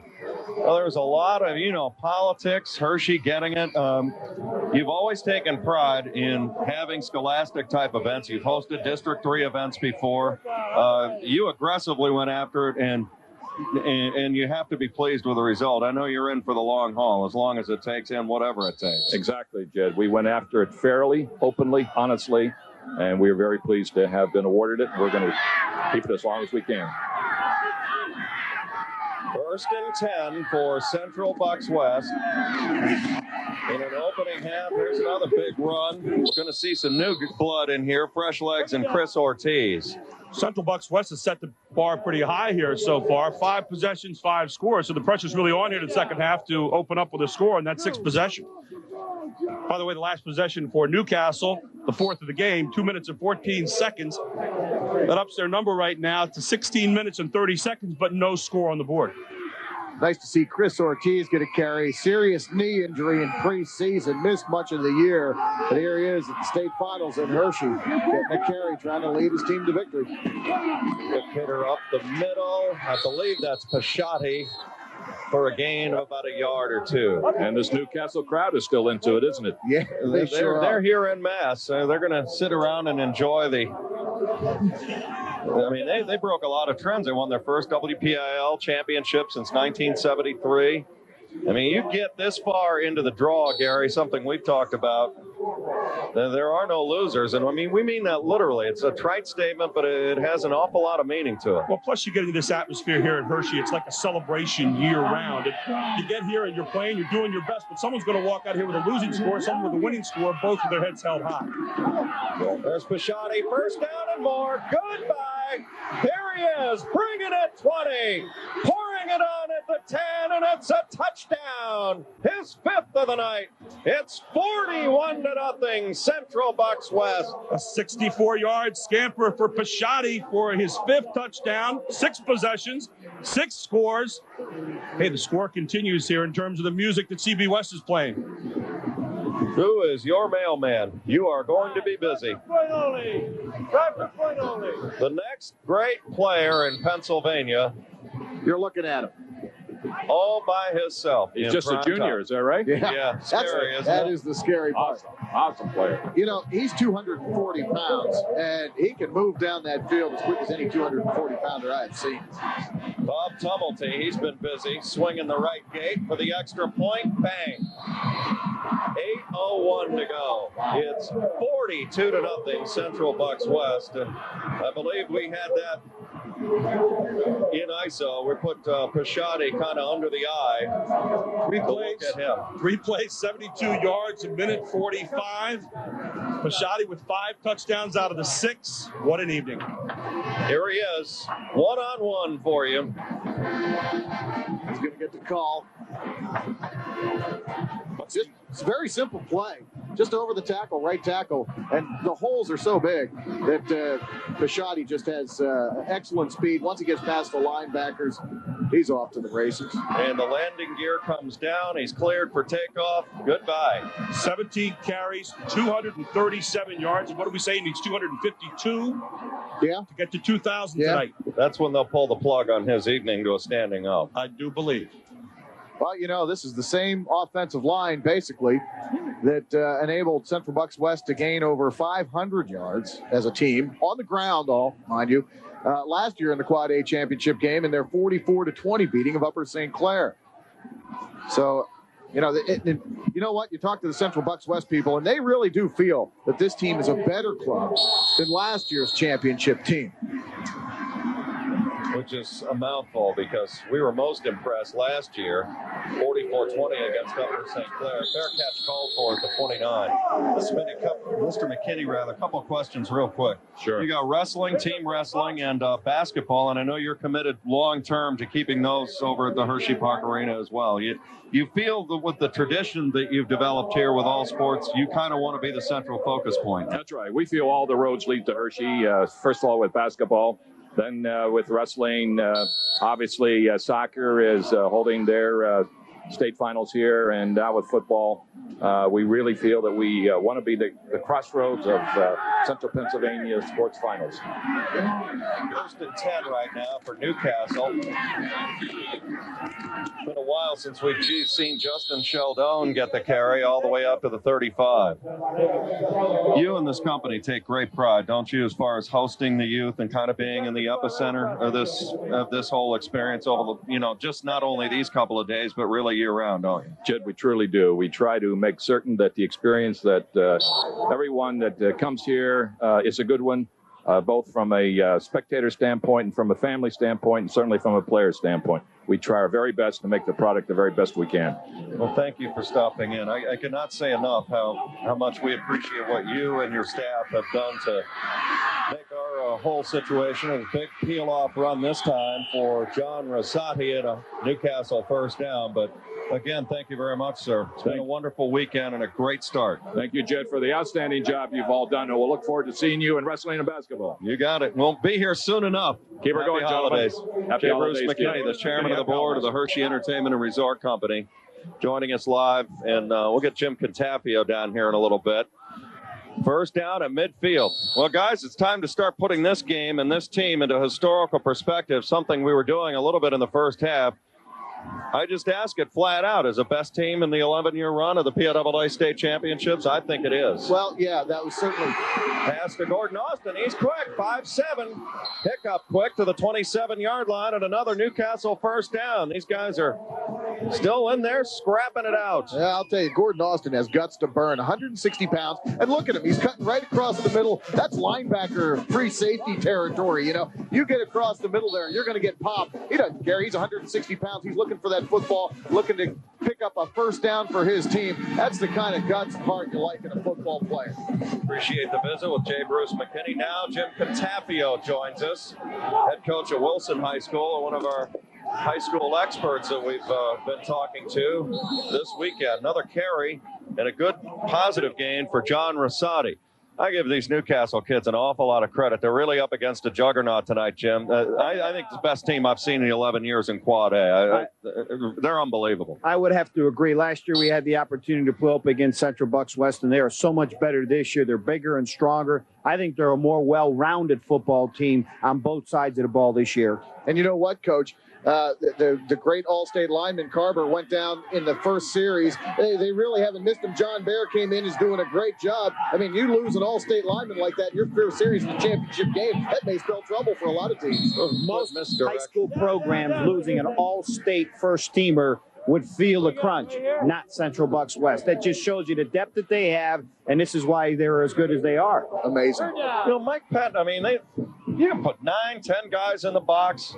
They run the same playbook year in, year out. They just change the names. But why does it work as well as it does? Well, they're using a variety of formations, and they really put you at a major disadvantage. And the key is, Jed, you can't match up physically. And Mike Pettin knows that. And as long as he knows that he's going to keep coming at you, they don't have to throw the football. They're very multiple. I know people don't think it, but they're very multiple in their offensive formations on how they try to outnumber you on both sides of the ball. Newcastle with the first down right here. But, Coach, they line up so tight. You know, normally you see that tailback on most teams 6, 7 yards deep. On this team, it's 3, 4 yards behind you. Everything's tight. Hard to see, I would think, for the linemen.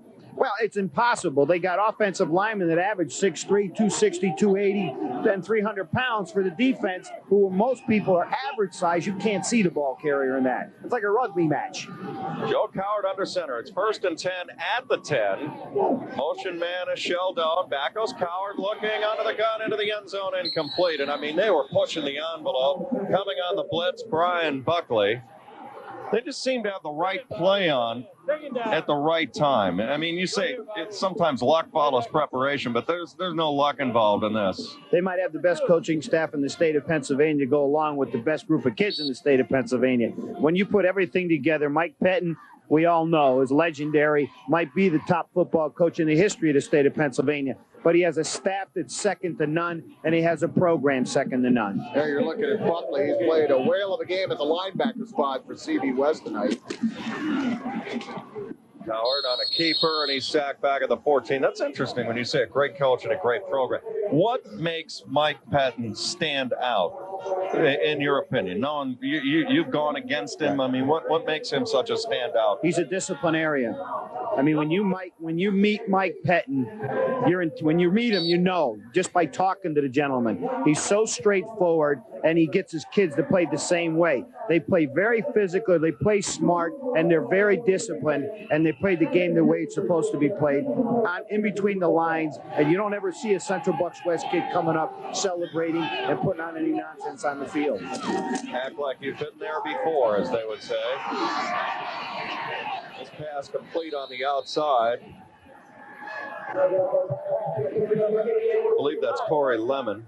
It is. Lemon, a 6'2", 180-pound junior. As far as Newcastle, now, first WPIAL title since 1973. I say discard outcome tonight. It's something you build on. This is a great experience for the Newcastle program. They knew they were coming in here, and the chances of beating Central Bucks West were not very good. But let's not let this game destroy a great season and the start of a good program at Newcastle. Pass is caught on the outside by Rosati, and there's a wave led by Brian Buckley again. Gary? Well, Coach, when you think that 4 years ago they were 0-10 in the first year of Coach Schooler, and now here they are in the state championship game, what a long way they've come. And you look at this team tonight, they've taken some hunks of yardage, they've controlled the clock at times, it just hasn't been a chance to finalize this evening. You want to know something? Anybody else but Central Bucks West in this football game, and they're in the football game. Exactly. Man, we're seeing a superhuman football team across the field, and I don't care if you had the NCAA Division II football program here tonight. Central Bucks West is a cut above the rest. And you know something, Coach, what has to be really pleasing to the Newcastle football coaching staff is that they've generated a resurgence of football in Newcastle. It's a great program throughout the 70s. Schooley played on the 1970 team, a graduate of Newcastle in 1971. And now, you know, the team has taken, this town has taken this team to heart once again. And football is very important to Newcastle once again. And it's due to Schooley and this 1998 team and this run to Hershey. Just listen to the fans here right now. Even though they're losing this football game 42-0 on every great play Newcastle has, it's a roar coming from the stands. Well, right now you're in the midst of a 10-play, 6-minute and 4-second drive again, and yet you still have that chance to get in the end zone. They haven't done it yet. 1st and 10. Real interesting formation. There's another big game for Central Bucks West. Oh, they just keep coming at you. That's Bill Stone. Backup quarterback. You know, when you talk about, you coach at Wilson, and, you know, you're in the eastern half of the draw, do you know that there are programs out there that if you want to get to this particular level, that you've got to, one, either be like, or you've got to at least have some pieces like them. Last year when we made it to the state playoffs at Wyoming Valley West, I was so happy that we played Central Bucks West in the Wilkes-Barre area so the people from the Cole region could see what big-time Quad A football is all about and what you need to do to compete. You know, you can talk about the great teams of Berwick and so forth, but there's a major difference when you step up to the plate in Quad A football. And you know, in Pennsylvania, especially in the East, you will never get to the state championship game unless you can beat Central Bucks West head-to-head. Well, Coach, when coaches go out to plan a championship program, and it comes in stages, don't they also have to kind of plan for a system that's going to beat the very best teams out there that they're going to play? You know, anybody can do things if you have great talent and beat the bad teams. It's beating the best teams that you really have to talk about.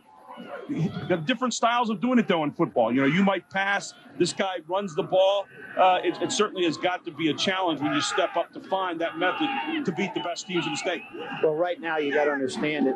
To beat Central Bucks West, you have to match them on the line of scrimmage, and that is the most difficult part. How they keep coming up with such big, strong individuals is incredible. As a high school coach, you sit here and you can't. It's amazing, all those big individuals out there. And until you can match them on the line of scrimmage, you will not beat them. You know what I noticed in warm-ups tonight? I saw the Newcastle kids looking over and watching Central Bucks work out. And, I mean, they're going, look at that appliance over there. Look at this guy, the size. It's intimidating. And I think they got into their head before they even went in to prepare a little bit. Come to the end of the third quarter of play. I wanted to further that thought a little bit. I want to remind you as we head to the fourth quarter, the PIAA presents, in association with PCN, viewers on the Pennsylvania Cable Network. This has been a historic weekend for us here in Hershey and the return to the PIAA Football Championships for the first time since 1991. All the games going live on PCN all weekend long, and the tradition will continue with the team championships in the month of March for wrestling, and then we'll have these parade of champions in wrestling, and then Gary's favorite event, the 8 games, 4 girls, 4 boys in basketball in late March. And we'll have all of them for you on PCN. And again, it's just awesome as always, working with our WITF production in partnership with the PIAA and PCN. Go back to that question I was asking you. They looked, they saw, and went, wow. I can only go back to last year, the first time that I've ever seen Central Bucks West in person. You're exactly right. When we took a look at them on the field, we were intimidated. And there's no doubt, Jed, I will guarantee that Newcastle tonight, when they came out, we're looking at Central Bucks, and there was definitely an intimidation factor. Mike Oriole here, again, a work in progress, a sophomore, Mark, but a good look off on the screen. Yeah, Mike Oriole, he's a fine throwing quarterback, even though Mike Pettin doesn't like to put the ball in the air. Like he says, we can throw. Mike Oriole's a very fine quarterback, just a sophomore. And when games get kind of out of hand, Mike Pettin will give Oriole 10 to 15 throws per ball game. And Oriole, he is a very fine quarterback. He's got a bright future ahead of him, just a sophomore. Now Bill Stone back in. One advantage that Central Bucks West has is over the years, they have some big scores in their games, and a lot of their underclassmen get a lot of valuable playing time on Friday and in the playoffs. Coach Cantafio, you know, each coach has kind of a pet peeve that they look at. I'm sure there are things in your program you look at a little bit more than other things. Obviously, in this program, Coach Pettin looks at blocking above all else. Well, I mean, his number one goal is to run the football. And you want to know something, though, they can throw it exceptionally well, and they have over the years.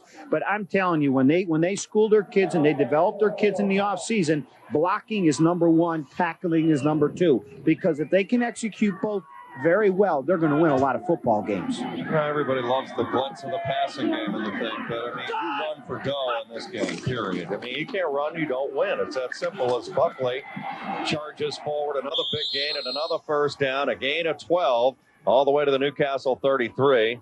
Clock moving with 10:30 to go, but you've got to run the ball. All 4 state champions this year dominated on the line of scrimmage running the football. The passing game really has been non-existent in all 4 football games, and you're exactly right. You have to be able to run the football to win a state championship in the state of Pennsylvania. I'm talking to a guy who likes to throw that ball. And you're exactly right, but I realize that too, and I know being there one time, if we were able to run the ball in the second half, we would have had the state title, but we weren't. We saw Gordon Austin sitting on the bench over there for Newcastle, a young man who's played very, very hard tonight, runs hard, lays the leather on you at the end of the run. Get a feeling he might be back here again next year. Well, they get a little taste of this, and sometimes when you leave here and you know you've been to the state title games, when you leave here tonight, the one thing in the back of your mind is, I want to get back. What do I have to do to get back? You know, Newcastle may be back here, but Gordon Austin will not be. He's a senior. He'll be moving on after this year. And again, the tears when you know that this is your last game, and this is not the way that you wanted to leave the stadium. 1st and 5 for West now at the 27-yard line. This Ortiz trying to get to the outside, picking his way, and the undertow finally catches up at the 28-yard line. It's a continuous clock with a mercy rule. It's a 42-0 game. Central Bucks West, 5 touchdowns for Dustin Pisciotti. Pisciotti, junior, stud.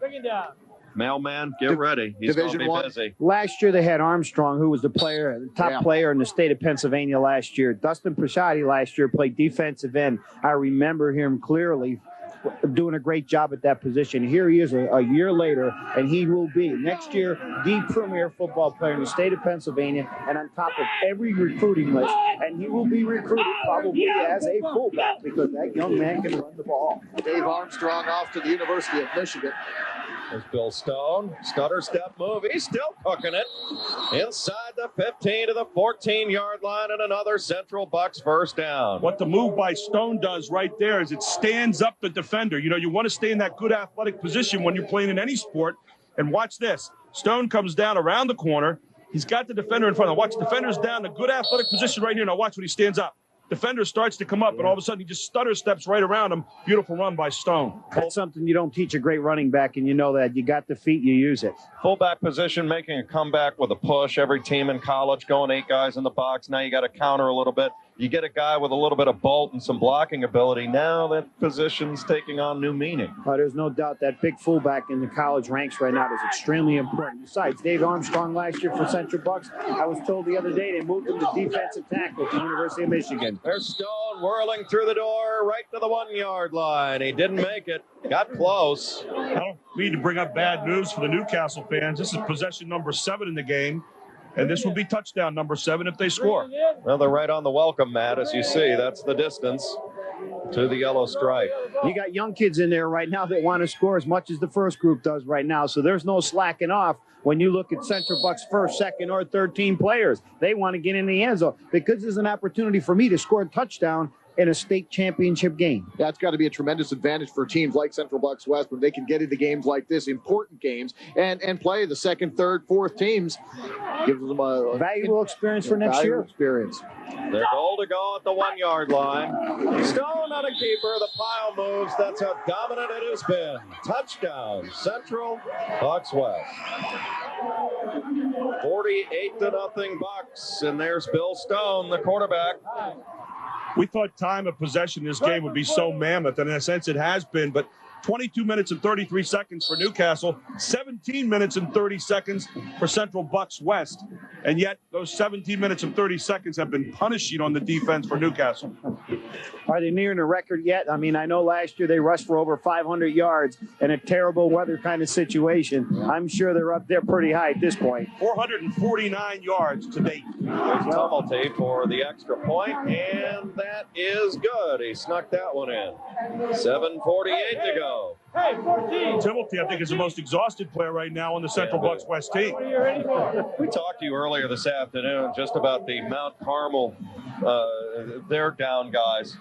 This offensive line for Central Bucks West is good as you can find at this level. I mean, considering the experience that they have, the size and the athleticism, you just don't see this kind of stuff every day. Not at any high school level. I'd love to see Canton McKinley come up there. Wouldn't it be great to have a national championship game in high school football? I mean, the Pennsylvania State champion in Quad A versus Ohio. We do it in the Big 33 game. Wouldn't that be an awesome game if we can find a dome stadium to get it done? I mean, you're talking about 2 great programs. How can you be any better than Central Bucks West. That's what we were saying earlier. How can there be 6 teams above these guys in the USA Today poll? Well, you have to understand these USA Today polls. They had Berwick ranked up there in the top 5 most of the year. Okay, I'm sorry. You put Berwick out on this field here today, and I think Central Bucks West is going to win going away. Yeah. That last drive, a typical Central Bucks West drive, 9 plays, 85 yards, 5 minutes and 25 seconds.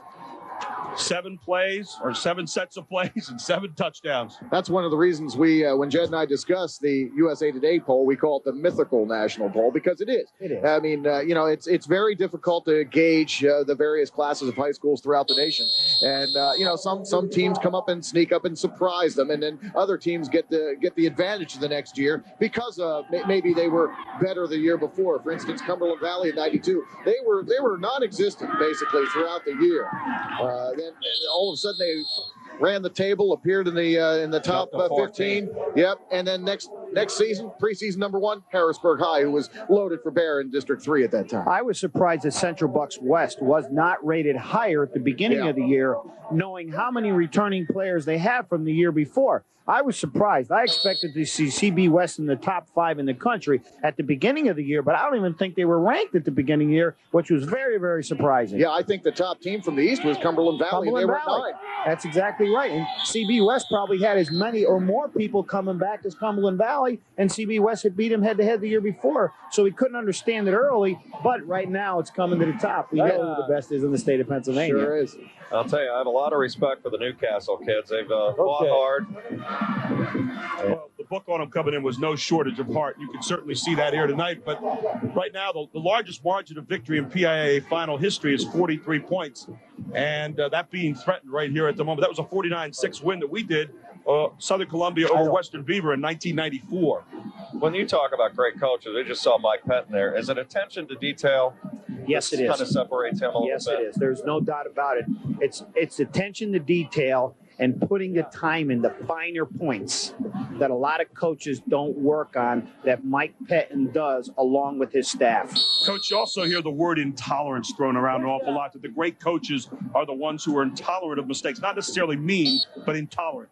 Well, that's repetition, and that's the discipline part, and that's the confidence part that these kids have at Central Bucks West. Joe Coward looking Kane. There's that basketball experience and a first down inside the 30, all the way to the 25-yard line, and the longest gain of the night for Newcastle. I'll tell you, this Pat Kane is a nice look at tight end. He can get downfield, and he's got nice, soft pillow hands, a gain of 54 yards. Well, you know darn well right now that Newcastle wants to get in the end zone. There's one thing that doesn't want to happen is to be shut out in the state championship game. They're going to do everything they can in these last 6.5 minutes to get in the end zone. Take the victory where you can get it. How hard is Coach Mike Pettin right now working his young kids in there to keep the shutout? Well, let me tell you, right now everybody on that Central Bucks sideline wants the shutout because it's very important to those seniors to leave here with a shutout. But sometimes you get caught. If you know what I mean, you want to give everybody a shot to play in the game because they practiced hard since August, and if they score, they score. But right now, you know they're fighting their hearts out. They don't want to give up a touchdown. I give you the statement, you practice like you play. I know you're a big stickler for Monday through Friday. I would love to be at a Central Bucks practice. I would love to see how they run their program, to see how things get done Monday through Friday, and I'm sure there are very few mistakes going on. Has an awful lot to do with how things are going. They're looking deep. He's got a man. Touchdown. Corey Lemon, they got on the board. Nice throw by Coward. Both of them on this drive. You couldn't have walked it up any better. No, that was an incredible pass and a great catch, great concentration in the end zone. Look at these people here in the stands. They're going crazy like as if they're ahead in this football game. That's the great support that they have from Newcastle. Talk about your perfect lead. Look at this. Hands right there, ball in the hands. It's close. Maybe not quite the possession we thought it was when he first looked like he was going to the end zone. Super slow-mo, though. So. That's a toughest catch for a wide receiver. Over the shoulder. Yeah, Great coming over the shoulder like that. Yeah, he lobbed it up there. That was a beautiful pass by Coward. That was one of the best throws of the night that we've seen. But yeah, Coward, he has shown a lot of guts tonight. He's hung in there. He's got knocked around. Finally gets some points on the board for his Newcastle.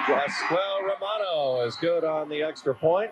5:55 left, 49-7. Well, that's a gritty way to get on the board. And here's the throw and catch again.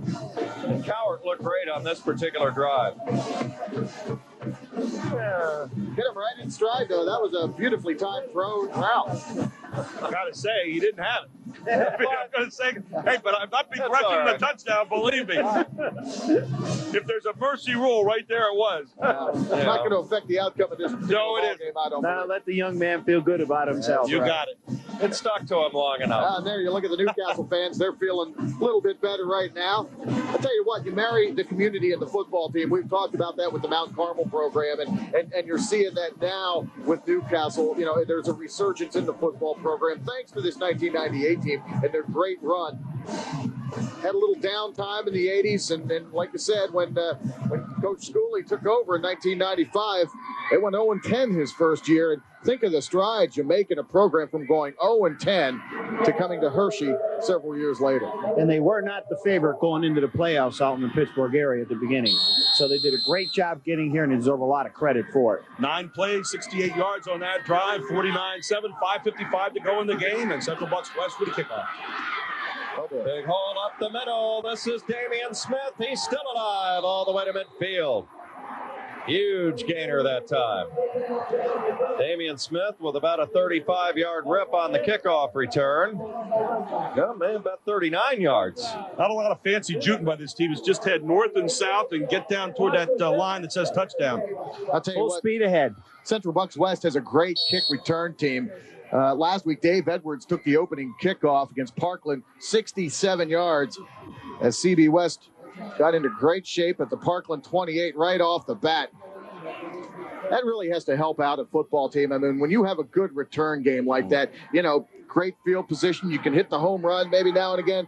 I mean, that really has to help you out. Anytime you can return any kick out past the 35-yard line, that's a major plus for the offense. Ball is dropped, and it is recovered. If you're looking at it right now in your Newcastle, you say, my gosh, they're human. Yeah. Phil Diajamaco is in on the... I was looking at the Central Bucks West offensive line here right now. It's probably their third offensive line out there, and if you look at them, they're all clones. Everybody across the front looks about 240, but they're puppies right now. And see, in a couple of years, they'll be up there into the 260 to 270 category, and they'll be big and strong. The only mystery left, this is the 8th possession of the game, if they can score their 8th touchdown in a row. Bill Stone, the senior, getting some time. And somebody jumped. I'd like to switch gears right now and take a tip of the hat to the production people at WITF, the hard work that these guys have put in. I mean, it is very difficult to present the sights and the sounds of 4 PIAA championship football games with this quality. Dead ball. And I've said it before, I'll say it again. You know, these people are the best production people in the state, bar none. And I'd like to highlight 2 people specifically. Director Flip Cousins. He's the technical detail man, and he's giving you all the pictures. And Flip's done basketball, football, wrestling, making telecasts second to none. And also direct producer Andrea Campbell. She's leaving WITF. This is her final telecast. She's going on to some other ventures. And Andrea, you are a true professional and a delight to work with. Your talents will sorely be missed at WITF. Thank you to WITF's production staff for all the sights and sounds here at Hershey this weekend. It's been a lot of fun, no question about it. I wouldn't be anyplace else. Chocolate Town, USA. What do you think so far of the Hershey experience this weekend? Well, I think they did a great job hosting the tournament. It's a great place to be. And, you know, for our sake, I hope that the tournament does remain close by. It makes it a lot convenient for us people in this area of the state. I'd like to echo what Mark said about the crew. I mean, you get all the different angles of the game. You get the sounds, the sights. We got inside and heard the referees throughout the weekend. We saw every picture you could want. We got instant replays like this all night long, picking up the action and giving you a chance to see it again. And there is no more quality crew around than the production crew of WITF and all the great people down there. And again, Andrea, thanks for a great job and good luck with whatever you go out and do, I'm sure you're going to be a very, very successful person. Ball at the 22. Hand off Damian Smith. He's a junior. He's still cooking it, still burning it to the 5-yard line. A gain of 17. It's a stable. Well, no matter who they put in there, they get after it, don't they? They're blocking, they're running, they're doing everything consistently. That's why they're a great football program. And Mike Barrett, a wide receiver in there, doing a kickout block 10 yards downfield. Now, Coach, how important is it to have the system as far down as you can get it? Let's say the Pee Wee level. You know, does Coach Mike Pettin maybe have some input as to what type of systems and what kind of practices they run at that level? Is that how a Central Bucks West gets so good? Smith, touchdown. Damian Smith is in from 5 yards out. Having consistency in the program, starting down from the mini level on up to your junior high, your JV program, the same system, the same numbering system, same whole system, same plays is a tremendous plus, because a lot of these kids here might be playing for the 5th year in the Central Bucks system. And when you're a senior, it's so easy now. It's all hat. There's very few mental mistakes. And in the game, if you got to think before you do it, you make mistakes. Right now, it's all reaction for them. So realistically, these kids could be playing virtually the same system since they were 7 or 8 years old. Oh, I would think that they probably are. Guys, that 5-yard touchdown gave Central Bucks West 500 yards for the night.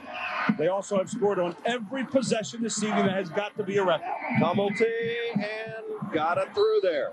Well, you're not going to get any style points on that, but effectiveness, hey, it still counts for one. Jim, high school football in this state, last year we're projecting almost 6-7 million people went to a high school game. With all the money that's out there, professional sports, affordability and the like, are people reattaching themselves to the community team, the name on the front, not the back right now? There's more to high school football than any other sport, I think, right now. I think locally and across the state of Pennsylvania, people really get into high school sports. I don't care if it's football, basketball. People really get behind it. They love to watch the amateurs out there, not getting paid a lot of money, not getting paid anything to play the game, but they're playing for their heart and soul and playing for themselves and their communities. Coach, you mentioned it a few minutes ago here in a game tonight where our team's losing 56-7, and yet if you looked out at the Newcastle fans, the experience, the joy of playing in a championship game, maybe the chance to come back again some other time, the exaltation when their team scored a few minutes ago, it's all there. It's kind of a certain pureness that you don't see out there maybe in the professional ranks. It's a once in a lifetime. That little guy on the sideline down there having a lot of fun. That's a dream for him, too, to be at Hershey Stadium. You know, for a lot of these people, from us being in the central part of the state, we've been at Hershey Stadium so many times, but these people, the first time here, were in the big Hershey Stadium, where the Big 33 game is played, where the state champions are. This is a tremendous experience for those people. I heard someone say today, I came in from Mount Carmel, he said, you know, you can smell chocolate everywhere around this place. And we've all gone through that at least one time in our lives coming into this town. From the lamps downtown and everything. 2:50 left. Well, by the looks of it, Coach Gary Schooley is building something at Newcastle, too. How much pride, East and West, is there going on with you coaches right now as far as all this? 3 out of 4 for the East. A lot. Next week we have. Interesting in January when you guys get together. The next week the state directors meet at Penn State, and us Eastern coaches will all walk in with a big smile, because there's always that who's better, East versus West. Well, I don't think there's any question this year. And Quad A, AAA, and AA, Eastern football is definitely number one. Coach, first time since 1993, we had 4 WPIAL champions in here also. How important is that, as far as the Eastern coaches are concerned, playing the WPIAL champions? Everyone knows a lot of pride out there. Well, it's great, though. I mean, everybody, no matter where you're from, should feel good about the football in your area. I guess this year the WPIAL coaches sort of have to eat crow a little bit and admit that Pennsylvania has dominated in the state championship. It's not like these games were close. The PA programs have dominated in 3 of the 4 football games, and we're by far the better football teams. You talk about the eastern side in of the Pennsylvania, eastern part. Of course. 56-7, and yeah, you're watching tonight, in my opinion, the best team in the 11 years of this tournament, at least for one night anyway. I don't think you can argue that right now. I don't think there's been a dominance like this, other than maybe last year their performance. There has not been any level a team that has dominated so physically up front. Well, the largest 4A difference ever in a game was 35 points. Downingtown in that 49-14 win over Woodland Hills. We saw that in 96. But even last year, the team didn't score on every possession. I mean, that's perfect. That's like throwing a no-hitter in my estimation. You're going down the field. You got 500 yards in yardage again, which equals last year. How much better can you get? The only problem with that is if you happen to be the punter, and that's the only time you get in the game for Central Bucks West, you didn't get in the actual football game here tonight. But his medal's going to be the same color as everybody else at the end of the evening, right? It's going to be a beautiful gold medal. Believe me, he'll wear it with pride. I'll tell you what, in these championship games, the victor in each game has really shut down their opponent. We've seen the 56-7 score here. Mount 44-7. Today. Mount Carmel, a victor. 2 shutouts yesterday. Yeah, Mr. Cowart working hard. Joe Cowart. He's got a touchdown pass tonight. We talk about the punting in this game. There's been only 1 punt in the entire game. A lot of coast-to-coast stuff going on tonight. Get the impression the Central Bucks West kids got a little incensed after that last touchdown here with the blitz that we just saw in his last play. I was talking to the coaches at halftime up here, and they were telling me, we knew that Central Bucks West was good. We didn't know how good. And I guess they found out the hard way. I guess when you're an underdog, you just hope you don't get their A game. Well, they got the high, hard one tonight. Yeah, I mean, you watched Championship Saturday last week. The underdogs took the favorites to the limit and won 2 out of the 3 games. So anything can happen in a football game, and you hope when you get there that maybe they won't be on top of their game. Maybe they'll fumble the ball, throw interceptions, or something, but not tonight. Yeah, that wasn't the case tonight. You can see that Central Bucks West was certainly on top of their game from the outset. 40 seconds to go to a championship for Central Bucks West. Almost anticlimactic at this point. There's Pat Kane. You'll see him maybe in March here in Hershey on the basketball floor. He's a good one at 6'5", 220 pounds. And the Newcastle kids. No shame in losing to this club, boys. It's not. 20 years from now, I think the more the years go by, the more this legend's going to grow with what we just saw here tonight, Jim. I honestly truly believe that. There's no doubt. I look at this game here. I remember back in '85, we played at Bishop McDevitt for a district championship game when they had Broski, Ricky Waters. They had 3 Division I running backs. And we said to ourselves, my God, of all years to get to this game, but the thing that we kept telling ourselves, we probably lost to one of the best football teams in District 3 history. The same thing here tonight with Central Bucks West. As they count it down for Mike Pettin, got his 300th career win, and now a 2nd consecutive state champion in Quad A, the first in Quad A to do so. And what we've seen of some of the youngsters, don't be surprised if a year from now that these guys have this on their schedule again. Well, if you're a betting man, I would bet that they'll be back next year. I wouldn't bet against them, even though Parkland returns their team intact next year pretty much. So there might be some stiff competition. Norristown returns a great deal of players down in District 1. To come out of District 1, though, District 1 arguably might be the best football in the state. I know the people here in Mid-Penn would argue that, but it might be the best. And to come out of there, they're definitely a favorite to win it again next year. Well, they're certainly on an up cycle. Jim, it was delightful working with you all weekend. I really appreciate the perspective that you gave us here. Thank you. I appreciate it. I had a lot of fun. Jim Contafio, head coach at Wilson. Get here one of these years, will you? We'll have all kinds of fun if you're down there. Hey, we plan on getting here someday. We're going to work hard, and hopefully we won't be up here in the box. I told 4, 1 of 2 things. Either we're on the field or in the box. No in between. No in between. All right, that's buddy. it. Thank you, Jim. There you go. Jim Contafio is a Big 33 coach this past summer, and really appreciate that. Well, guys, we just saw, in my opinion, the best night a team could have played. I mean, it's the best team in the 11 years that we've seen in the tournament for one night. And you can make a strong case. I'm not going to say best up, but they were just fabulous. I think Gary put it best. I mean, when you see a football team score on every offensive possession, how rare is that? I don't know if I've ever seen that, quite honestly. And that's a rarity on the level of a perfect game, in baseball. It is just an outstanding performance by Central Bucks West. The offensive line is incredibly dominant. We talked about it with Coach Jim Contafio. They lose their first team All-Stater, Pat Carver, and hey, they don't miss a beat.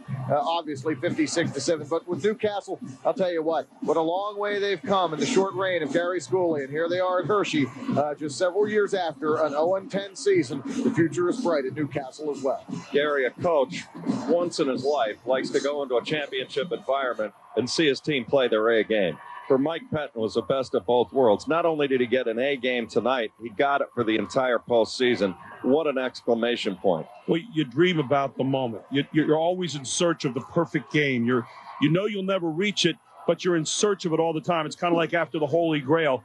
And tonight, Mike Pettin's team may have come as close to the perfect game as he'll ever see them play. The third championship in 7 years for the gold and black. I mean, this game tonight was like taking and putting out the crown on the top of the jewel and just saying, here it is, guys. Here's the best we have to offer. And you know, so many times you last into this game and you end up surviving. Tonight, they come into this game and they painted a masterpiece and they walk out of here and the painting is finished for the year. And a chance to start thinking tomorrow again about, could we do it 3 times in a row? It was a true Rembrandt performance tonight. A lot of thanks again to the staff here at the Hershey Sports and Entertainment Company with Scott Mullen, the general manager, facilities here at the stadium. And again, many thanks to the WITF production crew. Phenomenal job over the weekend. And the PIAA, it was awesome presenting in association with PCN, seeing all 4 games live on the Pennsylvania Cable Network. We can't wait till the month of March when we bring you wrestling team and the Parade of Champions, and then basketball, March Madness, coming to PCN in the month of March. For Gary Sutton, for Mark Shuey, our entire WITF production crew, from Chocolatetown, USA, a resounding 56-7 win for CB West. Good night, everybody.